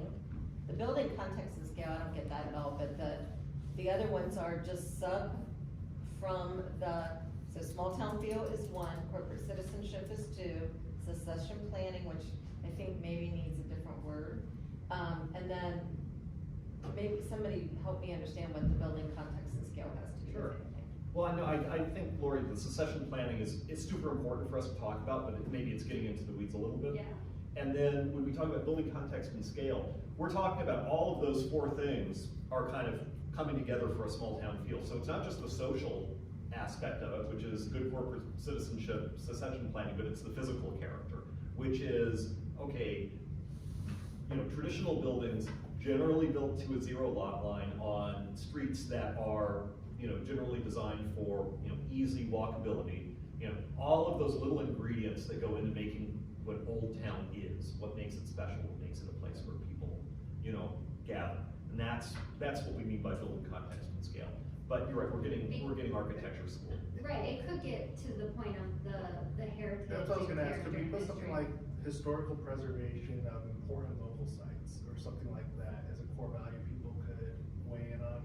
Because I do think people should have an opportunity that's strong enough on itself. You think we replace succession planning with historic preservation? Well, I would replace just as a standalone kind of value for people to weigh in A on. sub-bullet for this Yeah. value Yeah. statement. So Paul's not here, so I'm gonna be the soft timekeeper.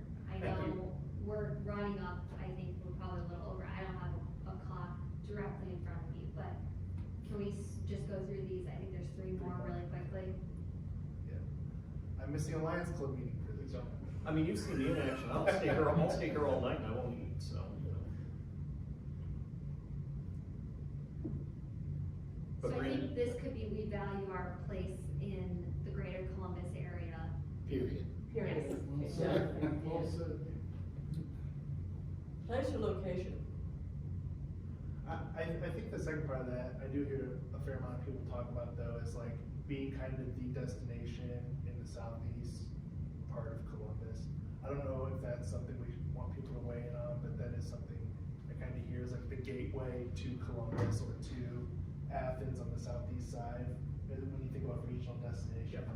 So I don't know if we want to capture that some way, but I do hear a fair amount of people What if talk that's about its that. own? Yeah, I'm saying that might be a good We're standard. talking about location here, correct? Yeah, just as a regional destination.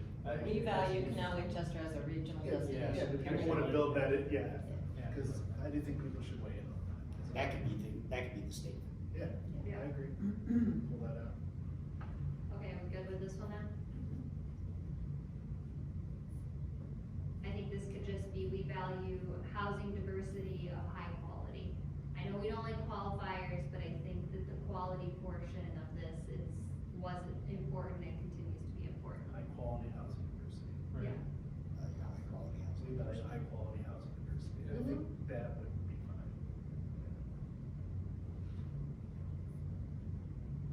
I think this one is also easy, like, we value quality public services and infrastructure.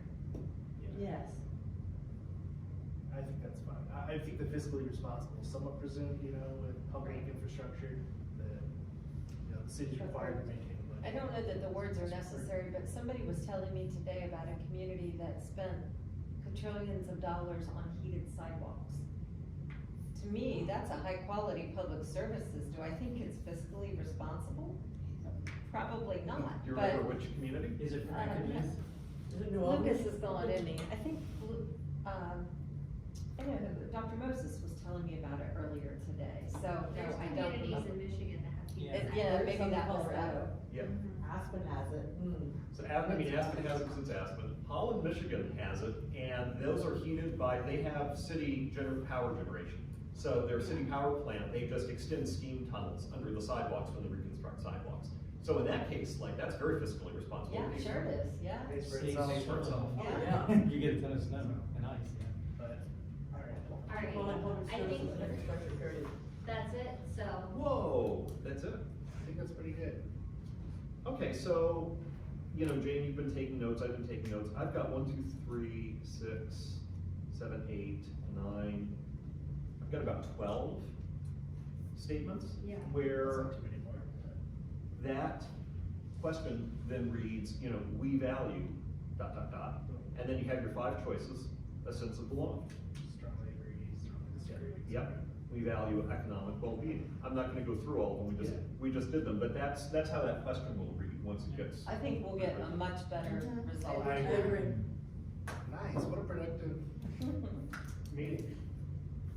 Perfect. And do you think, And we're at 7:32. you guys don't think we butchered it too bad, this still preserves the work we've done, I hope, because I still. We're gonna get better I think I still think it response. preserves. Yes. Because they're going, I hate saying, I know. we've dumbed it down, but we've brought it But down it to was an the same. understandable It was the level. same. But I just think it still preserves what we've done so far. We haven't really taken No. anything away, we just simplified. Made it a little more accessible. and we'll still have these when we get the results back, to Lori's point, Then we could fill them in a little more if we want. move things around, these are not going in the garbage can, we can reference them. So, as we get kind of our levels of support for things, Yeah, cause we'll have to repackage Right. them back into right, 5, 6, or 7 core value statements Yeah. once we get. And that's what the results of the survey will help direct us to do. Adam, I promised Denise I would ask 2 things, on her behalf, since she, couldn't stay, cause she had to go see Hamilton. She asked about the input from the youth that, she and Kristen had both brought up previously about, and Kristen, I think, had offered to invite you guys to come to the high school. What is the status of that? The status of that is I'd be happy to have a follow-up conversation with Denise and Kristen, Okay. as soon as they'd like to have that. Okay, and you're open to coming into the high Yes. school and.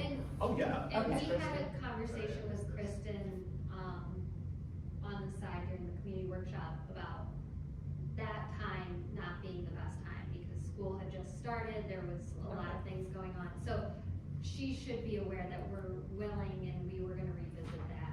So it's really just setting a date, setting a time, setting a format, and, okay. And then her second question was, it's easier to say, easier written than said. Municipality to municipality conversations, have those occurred? Who was there? What was the format? Where, how, if they've been done, et cetera, et cetera. So, talking from a Canal Winchester municipality to Violet Township or Lithopolis or Groveport, have you guys had those conversations? So, go ahead. For the community workshop, I personally called all of the surrounding communities to invite them, and Violet Township came and attended a session, ODOT, I know they're not a neighboring, organization, but out of, I think the neighboring organizations, Violet Township was the only representative. Obets. What? We got Obets. Oh, okay. So Obets and Violet. Oh, yeah, City of Columbus, thank you. Yep, Columbus. We said they were there. Yeah. So we got So- some traction, that's good. And I think one of the other townships, I don't know if Andrew, you remember. Was Bloom, But, was Bloom Cereal one of them that showed up? no, I don't believe so. I know Violet Township, Columbus, and Obets. Maybe Madison. Madison, yeah. They're pretty involved too, at least. That's right, Madison. Okay, so I'll let her know that they, Now, what's really interesting about this is, this comes down to kind of a cultural thing as well. So in Ohio planning law, there's no requirement that you notify your neighboring jurisdictions about a planning process or involve them or anything like that. So, in other states, that is part of law. In Michigan, for example, that's state law. Like, there's a formal notification process, and you're on the lookout, you speaking as your community, you're always on the lookout for one of your neighbors doing this, because invariably every year, somebody's doing this. And so there's just a natural inclination to come to the table, because this is just a regular part of life, if you're municipal staff, that you do this to, comply with law. So, in a state where that isn't written in, that's something that's relatively, I wouldn't say unique, because it's best practice, and it's done, but it may be a couple extra steps to try and get everybody to the table. But before this process is over, I wanna make sure that everybody that, you touch, right, it's a number of jurisdictions. If nothing else, gets to look at or has the opportunity to look at a draft and say, here's my input, or, hey, you didn't think about this, how can we coordinate, X, Y, and Z better? Because, yeah, this is not an island, right? Like, we're part of a region. Obets, Violet, Columbus, Madison Township, Groveport, was that on the list? They did not attend the Okay. workshop, but they Were were invited. invited. Okay. Yep. And Morpsey came out, right? We had some good conversations with Morpsey as the sort of coordinating, regional planning organization as well, which I felt positive about. I know our discussions that I had with the representatives from ODOT were very well received, and we had really good discussions at the ODOT track process for the Bixby interchange because of the discussions we had at the comp plan meeting. So I think that was probably the most valuable, representative we had that came, that listened, that, helped us, I think, That's awesome. in a different realm of, why we invite other people. Do you think you've influenced, they were influenced to maybe accelerate, plans? I think, so they do preliminary scoring in November, and then they have to do their final scoring by then in December. I was gonna say June, but they announced in June. And then they announce like the results in January, but, it seemed to be very favorable. Luke said that when he was at the meeting, you get like 2 minutes to present your slide, as your community. And he said he had like 5 questions from the group, and the most questions any other group have is 1. So, That's a good sign. I think that's a very good sign that they were communicating at that meeting, and 2 of the 3 people from ODOT that were at the workshop were sitting on the board for the track process, so. Good. Okay, sweet, good news there. And that was for Bixby? Yeah, it was for the whole corridor for improving 33 from the county line to 270, Yeah. including anything on Bixby Road. Yeah, if there's any progress in that regard, boy, a lot of people would love to be on board. Not just here, but Columbus, Lithopolis, Groveport, I mean, you have a lot of multi-jurisdictional influence. Let us know how we can. And they, get it because worked they out. all want it, yeah, it's not like some of them are saying, no, things are great. Things are not great. That's what I'm saying. No Yeah, one's it saying- adds even no more one's saying- power because the actual path is larger than just us. Right. It's, Yeah. yeah. think that's a great example, Andrew, of things that the city is doing that we don't hear about it unless we happen to ask you a direct question. Right. Yeah. And as far as how engaged do I feel in the community, how inclusive do I feel communications are, things like that are so critical. But Ann, I can tell you, because I sit on council, every single council meeting, in the readout from Matt and Lucas, that they all talk about where we are in the track process. Well, then, maybe we can figure out how to sort it out. I couldn't watch it online on Monday. The media doesn't. I think we're kind of calm. Hey, Andrew, how are you? Switching the breeze line, byway going. Is that, was the breeze line that's Catch scheduled up, up? please. Alright, so the Lions Club. I couldn't get there.